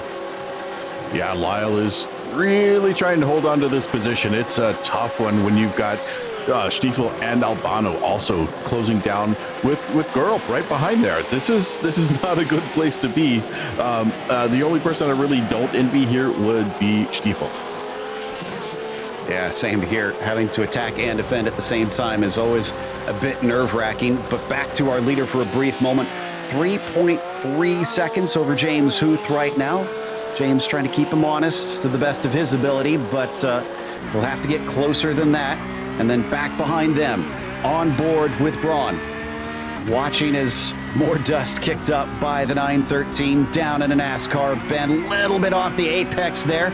Keeps it within the boundaries. Doesn't put a wheel off on the exit. Critical at this stage to keep the car from spinning oh so easily, if we've seen many of them do over the course of this week, Michael. Yeah, people coming through this track in iRacing really has a tendency to bite you if you even think about reaching out to the grass or getting a little bit too close to the grass. Usually on those dirty sections, like we noticed with the green car there coming through the tail end of Snake, those aren't so bad. But especially right here where we come up to South Bend, as we watch these cars come through the S's, they're fine in the S's, but South Bend, you get a little bit too far out. That grass is just going to reach out and grab you, carry you all the way over to the wall. Also happens right here if you get too far out at Oak Tree. Oh, I've done that plenty of times in Oak Tree. You just slither off into that tire barrier. So frustrating. And this looks like it might be the best opportunity we've seen for Stiefel. We're going to ride on board with Schum as we hit the braking zone a little bit ahead of them, but he's not able to attack into the roller coaster. So nothing doing there. Ooh, and behind them, I was just watching Joe. He got within almost reaching distance. He could have maybe put his hand out and touched that orange number 79, but that almost looks like it checked him up, as now he's fallen away, and instead it's Eddie who is on the attack. He might have something, DJ. Craig has got to watch out. He's got to defend. Yes, he does. Eddie's going to try to go down here, just tuck up behind in the draft as they make the run down the front stretch. There's a little bit of a fade to Eddie trying to go to the inside. Both cars a little bit squirrely under braking. Eddie down to the inside. He's going to try to muscle that 996 around a little bit, and he almost has it done, but they're going to come back into NASCAR Bend, and it's not done yet. Oh, they're still at it, and that's Eddie off into the grass. Oh, too hard, battling a little bit offline, and he paid the price. It was so good up until that moment, too. Side by side through that portion is not easy. and he'll get back on at about 15th just before Mazzariello was able to overtake. And if we take a look at his nose after we come back from the replay, you'll see he's got a good bit of damage. So as he comes up in here, he's not getting that downforce on the front end because he has splitter damage. The splitter is just not giving everything it needs. Okay, it's a little more than the splitter, but yeah, actually on his tail too. So he's got some damage front and rear. He is not getting the effect of the aero that he needs to keep the car up into that position. And we saw from that onboard, he had a snap almost as soon as he turned into the corner. So, yeah, there was no catching that one, it seemed. So we go back with Chris Braun, still trying to decide who is going to take third position. And, behind them is, Sang just made contact. I think it was a lapped car. It was a Nielsen. Hopefully no damage for Sang. And Peterson just pit as well. All right, so pit stop starting to fire off here, Joe. This is that moment that I talked about with gloves out. We're going to go back and check out that replay here. This is Justin Sang on the number 4 right ahead of him. That's Klaus Nielsen, that lapped car that you mentioned. Going down here into Hog Pen. Klaus just a little parked at the apex, and Justin didn't anticipate it. No.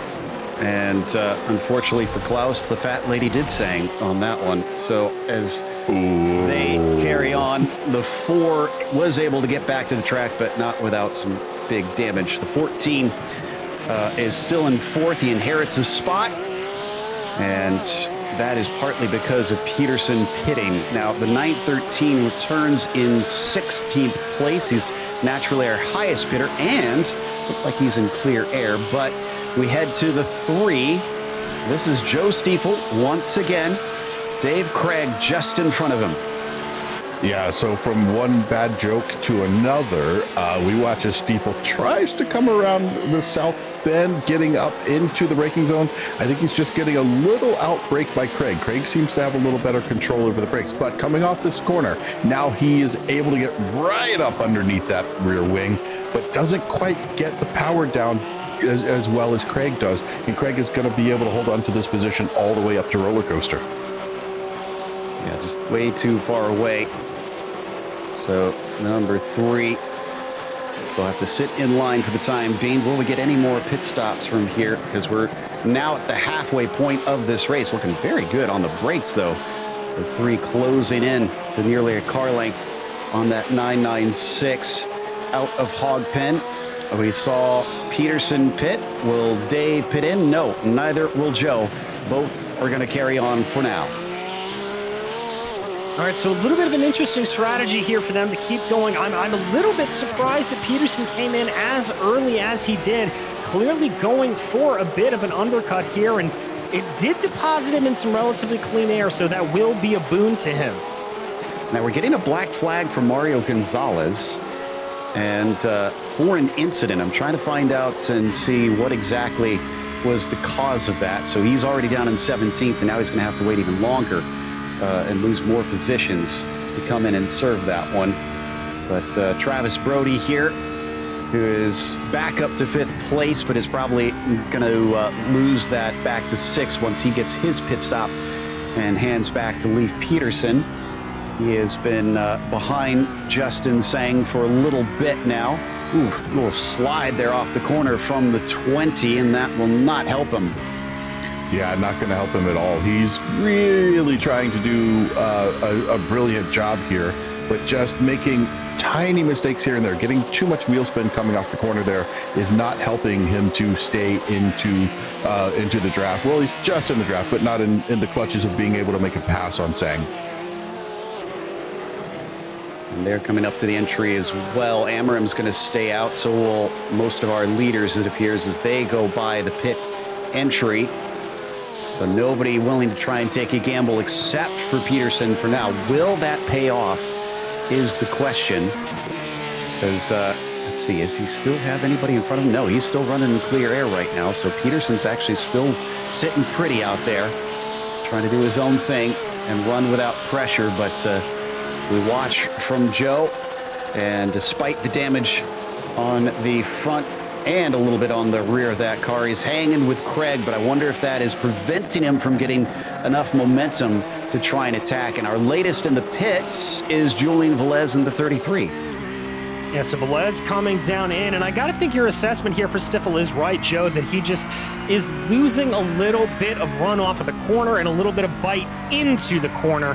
And so he may just be kind of coasting behind here a little bit, maybe trying to save a little bit of fuel, seeing if he can go a little bit longer as a result of that damage. I wonder if Braun had an off last lap. I'm looking at it. Despite consistent 46s, last one was a 47.2, and this has allowed Sang to catch up to him. This is really bad news for Braun, because he was also in a fight with Peterson, so he could effectively lose this spot here, Michael.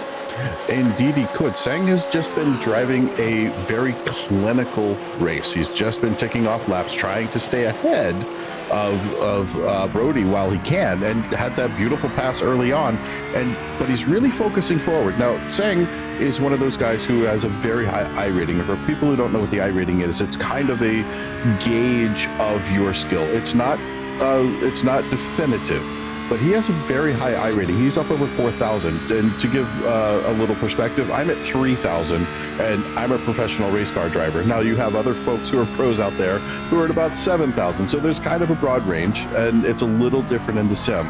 So he is one of those really, really good sim drivers, and he's just ticking off these laps, trying to catch up, and doing a really nice job holding on to the tail end of Braun. And you could see a lot more drivers pitted in that time, but Sang not among them. Braun now has the lead because of that. Rafael Amorim, our leader, in and out easily. He's in clear air. So, and we just had a pass between, no, we didn't, an attempted pass between Stiefel and Craig. So couldn't quite get it done. Oh, we almost need a replay on this one. They were side by side, similar to what we saw before, all the way through Horseshoe and up to NASCAR Bend. Yeah, there you can see a big dive down to the inside there for Stiefel, trying to hold that out over Craig, and then it's going to come back around NASCAR Bend, favoring Craig, and just tries to feed him out a little bit, and that's exactly what he's able to do. That is a textbook defense there for David Craig. So where did Peterson wind up in all this? So he is behind Huth still.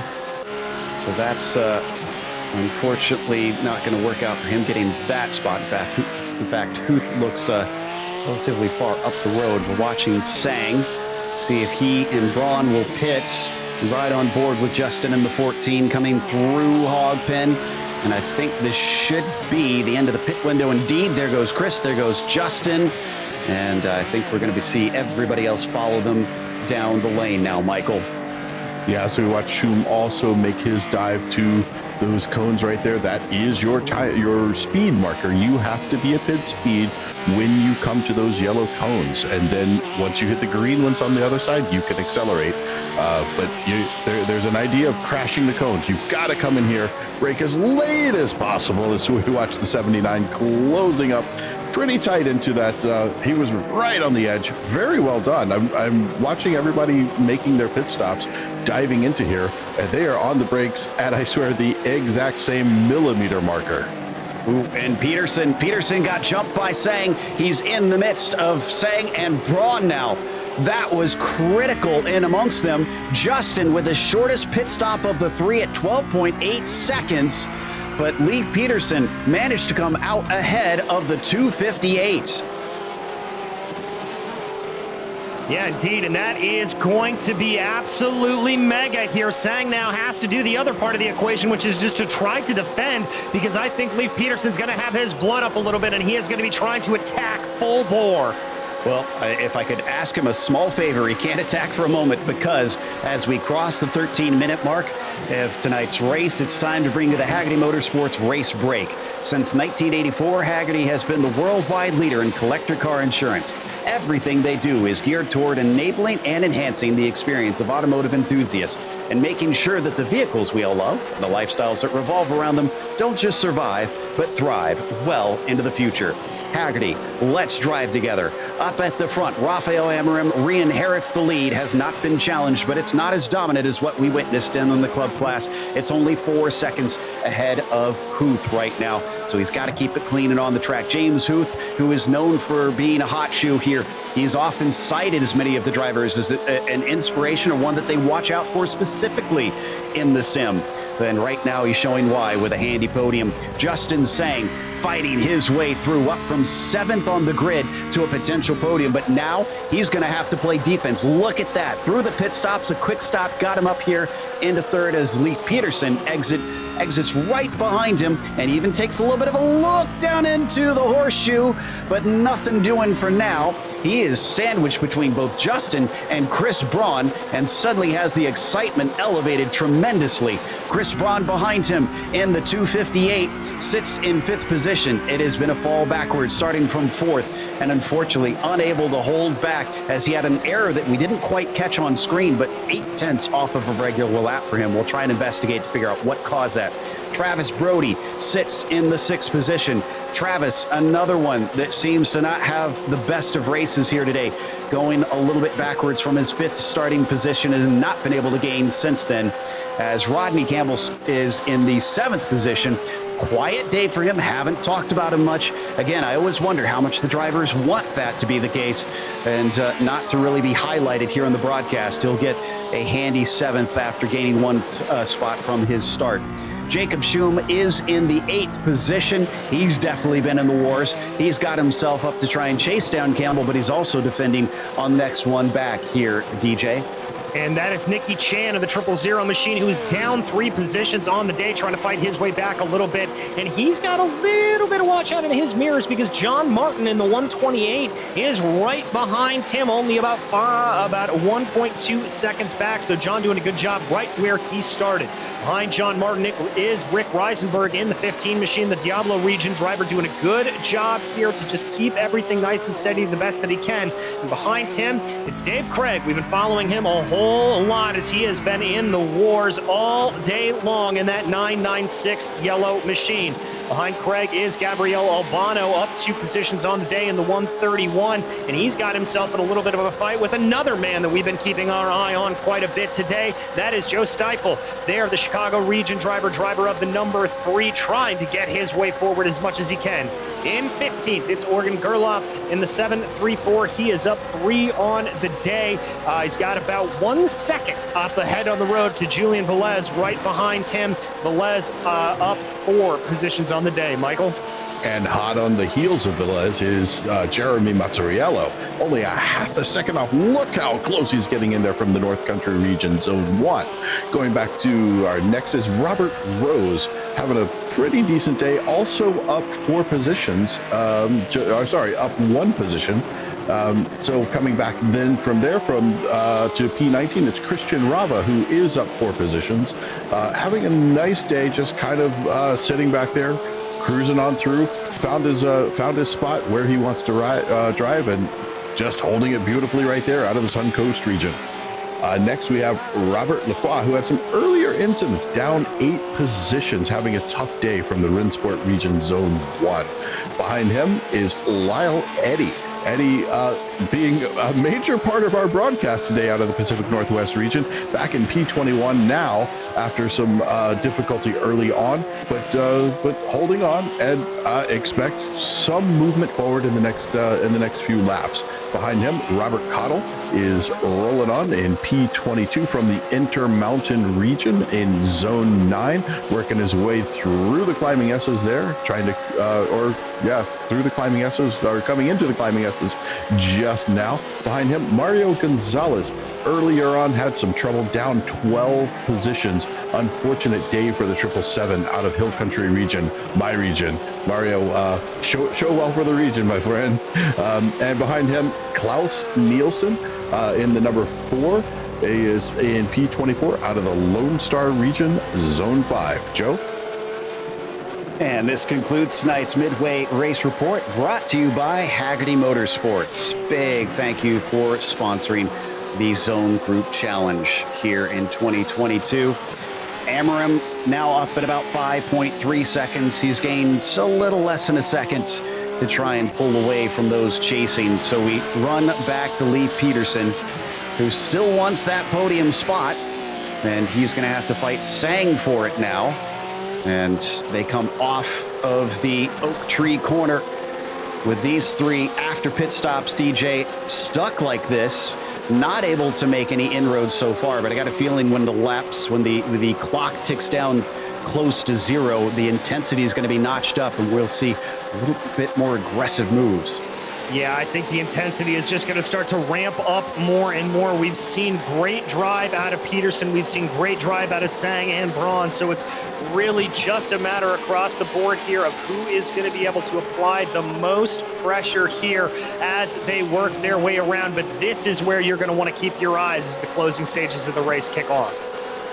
Coming along the front stretch, not seeing anybody close enough to attack there into the horseshoe. I'm keeping half an eye on this and half an eye on the battle for 7th as well, because Campbell, Schum, and Chan are in a very similar situation after the pit stops. And there they are on screen right now, and Schum has been threatening on Campbell, but he's not been able to get to the inside of him. You can see under braking, Michael, he was certainly getting dangerously close. And it's really tough to get that close when you start off that close behind someone in these high downforce cars, or well, high downforce for the GT scale, I should say, cars. It's not quite to the level of a prototype, but these guys are really pushing the edge of what these cars are able to do, and being able to close up that much, being that close under braking, that's a little bit different braking technique, and it could be an equipment difference. It could be one has better pedals than the other. That's a good point. One of those things that's on my list. If I ever get a little bit more money, get a nice pedal set, because I've heard how much of a difference those can make. And out through the Oak Tree corner, this is looking very close for Schum. Does he attack here? Does he have anything to attack in that 56? He starts to pull the slipstream as Campbell is looking like he is a few miles an hour down comparatively. He weaves just slightly to the left, but the door is open enough. Side by side, coming into the roller coaster, deeper on the brakes. Can he make the corner? He's hot into the turn, and he does. Oh no, instead, it is Rodney Campbell who is shaken, and he loses 2 positions in 1 turn, DJ. Oh my goodness, just put offline there a little bit and had to catch the car to make it from spinning out. We go back to check out the replay.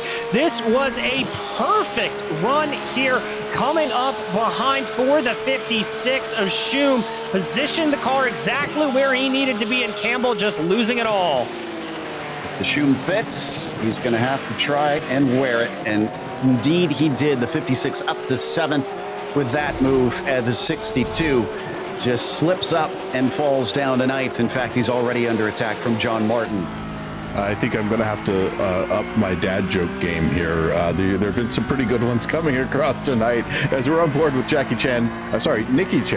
Wrong Chan. Hey, maybe that was a dad joke too. Oh boy, I hope he doesn't take offense to that one. Yeah, as Nikki's still giving chase and hoping he can maybe give that spot right back and put Schum back where he was before. And so he's losing a little bit here through the climbing S's, not liking that part of the track. In fact, we might need to go back to Leif Peterson, because that is where things are being kicked up, because Justin Sang now has a mirror full of the 913. He does indeed, as they shoot their way down the backstretch here. It looks like Peterson's starting to close in a little bit, but at 3/10, I don't know if that's going to be quite close enough to get a move done into the roller coaster, but he is certainly going to threaten and see if he can get Sang to make any sort of mistake. Sang, however, doesn't make a single one. Ooh, I'm kind of surprised on that. I thought that Peterson would have an attempt somewhere in there. Coming down the hill, 4 minutes left on the clock. Looks like, yeah, Emmerich just crossed, so 3 laps to go here. And still Sang toes along that 913. Behind them, seems like Braun has been unable to hang. He's grown that gap to about 1 second behind Leif Peterson. Not impossible to regain that, Michael, but like I said, 3 laps left. He's going to have to start getting on top of the wheel. With the battle that's been going on between these two, yes, there definitely is an opportunity for Brody, I think, to catch back up. But Braun if he keeps battling like he is, that's going to allow Brody to catch back up. Brody is not out of the mix yet. I'm looking at the wrong ones. Braun and Peterson. So yeah, just replace the names there. So Peterson doing a really nice job. If Peterson tries to battle this too hard, it is going to allow Braun to catch back up. So what has to happen right now is Sang needs to keep his eyes forward and do exactly what he's been doing lap after lap, is perfect positioning of the car and holding onto it, so there is no chance that they are going to slow each other down and allow Braun to catch back up to them. He went a little bit wide there. Peterson's within 0.3 of a second. This could be marginal. Again, they are on fixed setups out here, so they're all the same setup on these cars. And the slipstream hasn't been all that powerful from what we've seen. It does give you something, and he gets close. This time he does take a little bit of a look with an early turn in, but he doesn't get the overlap, DJ. No, didn't go for the overlap there. I think once again, just trying to scare Sang off of the line if he can. He may try to get a better run here through Hogpen, but it looks like his best runs have been coming down through Oak Tree. Now, this is crucial for him. They're crossing over the line here. There are only 2 laps to go. So if Peterson wants to get himself up onto the podium, he has got to hustle with a capital H. Yeah, we talked about 2 main spots that you could pass, and this is one of them. He actually almost gets the overlap that time into the horseshoe, with Sang, despite giving him some room at the apex, does not give the spot up. And there's the desperation I was talking about, Michael. That was actually from a pretty far ways back. That was quite the send. He was licking the stamp to send that one. Wasn't going to make it. And I think Sang, just very good presence, understood what was happening there and is not going to allow himself to be phased by this. But now we watch as they start their way up through the climbing S's. The gap has closed down. It is about a quarter second as we're on board with Peterson right now, coming up through here, going to find our way through South Bend. Got to nail that corner perfectly. Now let's watch underbraking. This is what you were talking about just a few moments ago as they come into Oak Tree. Looks like Sang is a little bit wide, but that is a valid line through there. It's just making that wider arc and shooting for the apex to be a little bit later. That may be why he is able to stay ahead, but right now it looks like Peterson is closing up as they come into the roller coaster. Does he make another go at it? He's even closer this time, and he does look, but then lifts a little. Maybe he's setting himself up for another try at the horseshoe, as Amram is just taking the white flag right now. So 1 lap to go, and Sang is having to play defense here on the last lap of this last race of the Zone Group Challenge. Oh, wasn't a good run for Peterson coming off of Hogpen. Way too far behind to try anything here. And he's going to have to hope that maybe he can recollect himself, DJ, and get close enough to attacking the roller coaster. That's really going to be his only chance here, because I don't see Justin Sang making any sort of a mistake as they work their way now through NASCAR Bend and through the left hook.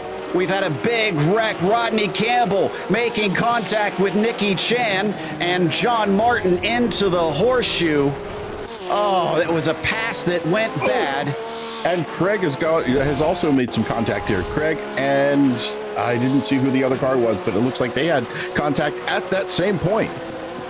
Oh, yeah, unfortunately, you're going to see he's kind of an innocent victim here. Nobody around him breaking into the corner behind. There's the contact and just a bowling ball as he becomes the pin, and a second hit actually flips him. Ooh, that's just heartbreaking to see something like that happen. But that is kind of last lap action. That's kind of the way things go sometimes. You have to make it happen. This is the last lap. You see the white flag, trying to get the nose out there as we see, getting it right on the outside, hoping for the best. They go into braking, and there's just a little bit of side-to-side contact.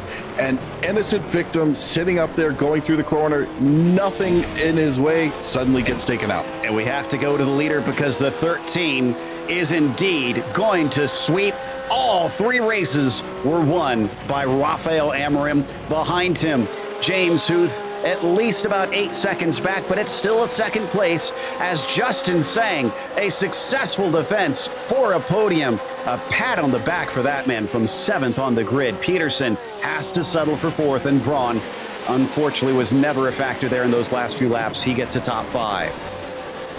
Oh, and that's John Martin having an off before he's able to come to the line, coming through roller coaster, focusing here on the 25 of Jeremy Mazzariello as they work their way on through. That's Oregon Gerlach right ahead of him. I don't think he's going to be close enough, not really a braking zone to get anything done before they cross the line. That is going to be for 13th and 14th. And Martin was the one that was involved in that incident, making the contact into turn 1. So he's going to go way down the order from where he started this lap into it looks like 16th or 17th. And in fact, we have an impressive number of drivers on the lead lap. Robert Cottle will be the last of them, with poor Nicky Chan on the last lap getting flipped. He was the one that we saw in that 000 that was not able to finish it. Lyle Eddy here, who comes around to the line trying to chase down Lacroix, unable to gain up to him. Now that is a disappointing day for the 79. That'll take us to our results. And as we mentioned, Rafael Amorim, your victor in every single race in the pro class for the Zone Group Challenge, as James Huth was second today and Justin Sang was third. After that, it was Leif Peterson trailing him home by less than a second back in fourth place. Chris Braun in at P5 with Travis Brody in 6. Jacob Schum was our hard charger for the day, up 9 spots from 16th to 7th, as Rick Reinsberg was 8th and Rodney Campbell was 9th. Dave Craig rounds out your top 10. Joe Stivell was in 11th, followed by Gabriel Albano with Oregon Gerlach and Jeremy Mazzariello in 14th. Julian Velez was 15th, followed by John Martin with that spin at the end. Robert Rose 17th with Christian Rava behind him. Robert Lacroix was 19th, and Lyle Eddy rounds out your top 20. In 21st, Robert Cottle. And then 22nd, Nicky Chan, having that really tough incident there at the end. Mario Gonzalez, trouble early on, also a lap down. Klaus Nielsen brings it in 24th. And that takes us to our winner for today, Rafael Amorim, as indeed he did sweep all 3 races. Rafael, a hat trick of wins, has got to feel pretty good. Yeah, I almost imagine you got to feel pretty unstoppable right now. I wouldn't say unstoppable, but it feels pretty amazing. Yeah, this is a great group of guys, some really fast drivers, and to kind of take the 3 wins, it's quite amazing. I wasn't expecting that, but that's a nice surprise. I'll take it. The only thing that I can say that is disappointing for us is you don't give us much to really ask you about, because you pulled that lead up early on and didn't really have much of a fight from there on. It looked pretty under control. Yeah, it was intense trying to keep Jim behind me. He's a fast driver, so I was trying to manage the gap and not give him too many chances, but not take too many risks. So it definitely wasn't an easy race, even though it was an eventful, not an easy one. But I love VAR. This was a lot of fun. This is one of my favorite tracks. Well, speaking of this being your favorite track, since we didn't have much to talk to you about on track today, let's look to the next Zone Group Championship. What's a track that you want to see show up on the schedule? I always love VIR Road Atlanta. Road Atlanta is one that every time there's a race, I definitely won't miss it. So I love the track, and I don't miss any chances to drive there. So those are some of my favorite tracks. I can drive pretty much anywhere. I think I just have fun driving every place and just itching to know new tracks. But Road Atlanta, Sebring, some of the southern tracks are my favorites. Don't blame me on that one. Road Atlanta is one of my faves, too. Anybody you want to thank that helped make these 3 wins possible? Well, first, everyone at PCA, all the drivers and everyone that participates. That's what makes this group great, and this is a lot of fun for you and everyone else at Podium, the steering committee and the sponsors that also make this possible. And last, I'd like to thank my wife, as always. She's the one that supports me through all my hobbies and everything that I do. I always love those shout outs for the significant other. Is up next. We've got James Huth in second place. DJ has caught up with him. I have indeed, James. A pretty consistent drive there for you. You had a little bit of pressure early on, but as the race played along, it looked like you were kind of running into an island unto yourself. It's funny you say island. Me and Justin were just saying the same thing. I knew I couldn't catch up to Rafael and keep on his tail, and Leif is a serious competitor, and when Justin got in there, I literally split the difference between them A little bit of gap here, a little bit of gap there, but it was so much fun. We've all raced each other for a long time. It was great, great fun. Well, talk to me a little bit about when you're kind of off in no man's land like that, when you're running. Does that change the way you're focusing on things? Are you just focusing on lap times, or are you keeping an eye on those relatives pretty closely? Well, once you have a little bit of breathing room, as soon as you've broken the draft possibility for the driver in back of you, who probably has equal pace, if you can break the draft off of him and get, 2 seconds up, then it's just putting in consistent laps. Doesn't matter if it's 44s, 45s, 46s, doesn't matter what it is. If you can knock those down lap after lap after lap, you look back up in your relatives further. So you don't put it in your head, you just put your nose down and you do your laps. Well, all right, good to know the perspective from behind the helmet. And I want to ask you the same question that we asked Raphael. When we come back to the Zone Group Challenges again, any other tracks that you'd love to see included here? Any personal favorites that you'd love to see? We haven't done Mid-Ohio for a while, and I just think it's a wonderful, fun track. Well, I have to agree with you. It's one of my personal favorites, although I'm not exactly fast around there, but I do love it. But regardless, James, anybody you'd like to thank for today?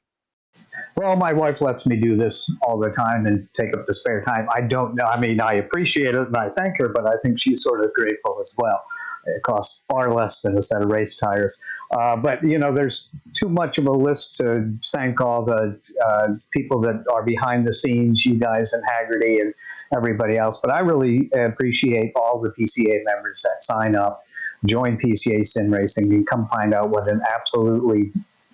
a blast you can have racing each other. It's a really great excuse to get together. Well, thank you, James, and congratulations again on second place here today. Thank you much. That was James Huth, your second place finisher. And now I believe, Michael, you've caught up with Justin Sang. Indeed, I have, Justin. So we covered it pretty well as it happened, but I'd like to know from your perspective, that lap 3 pass that you made into Horseshoe at turn 1, how long did it take you to plan that one, or did it just appear out of the blue? I got a really good exit out of the last corner, and I was just, I got a good draft staying behind him. And he gave me a lot of space, so I want to thank him for that. He could have fought me harder, but I lined him up on the last corner, and it helped a lot. Yes, it does. You did get a good run out of there, as I recall. I can't remember if we were direct on you or if I had it on my side screen, but I saw the run you had coming out of that last corner, and my thought was, he's going to make this. It's going to be tight, but he's going to make it. So when we come around to next season, so we've got a new season coming up after this one, what is a track that you want? You did brilliantly here. You came up 4 positions. You started in 7th. You did what I kind of like to call a me. So, because this is what I always do. I qualify 5, 6, 7, somewhere around there, and work my way up to the podium. You did kind of the same thing. Is this a track you want to see again, or is there another track that's like, oh no, I absolutely have to drive this one?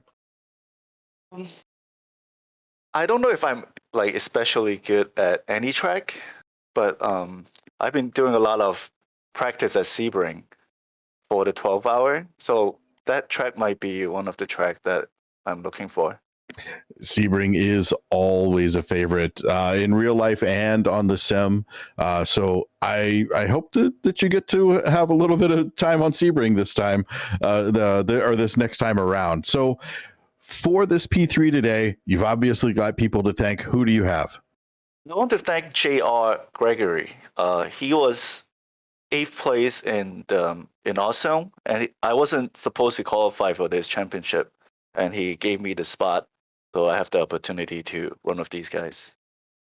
I've raced against him before, and I know how good he is. It is wonderful that he did give you that spot. And thanks, J.R. Gregory, for allowing you to come and put on this wonderful show for us today in P3. But that's going to have me toss it back to Joe, who has Doug Atkinson with the results of the championship. Yeah, and Doug, I have to imagine we already know the answer who is for the top, but let us know all three anyways. Yeah, it shouldn't be a surprise. In the pro class, Rafael Amorin, Peach State Region, Zone 3, is the pro winner. Second is Chris Braun, Northeast Region, Zone 1.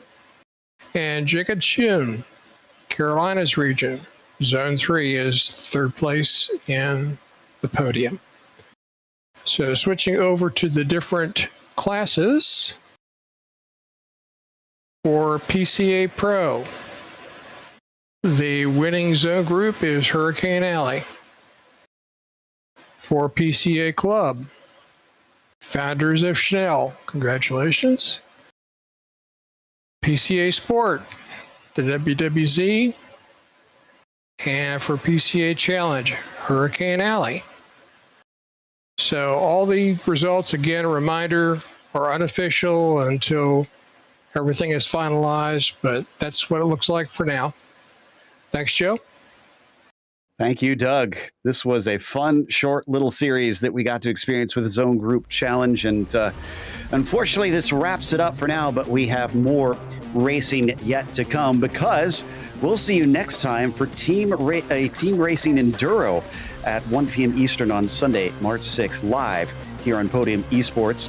Thank you so much to our sponsor, Hagerty Motorsports, and a big thank you to the steering committee at PCA Sim Racing.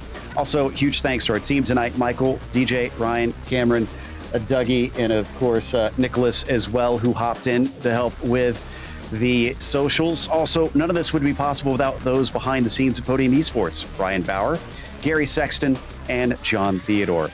Thank you so much for watching tonight's broadcast of PCA Sim Racing presented by Hagerty. I'm Joe Peak, and I'll see you on the track.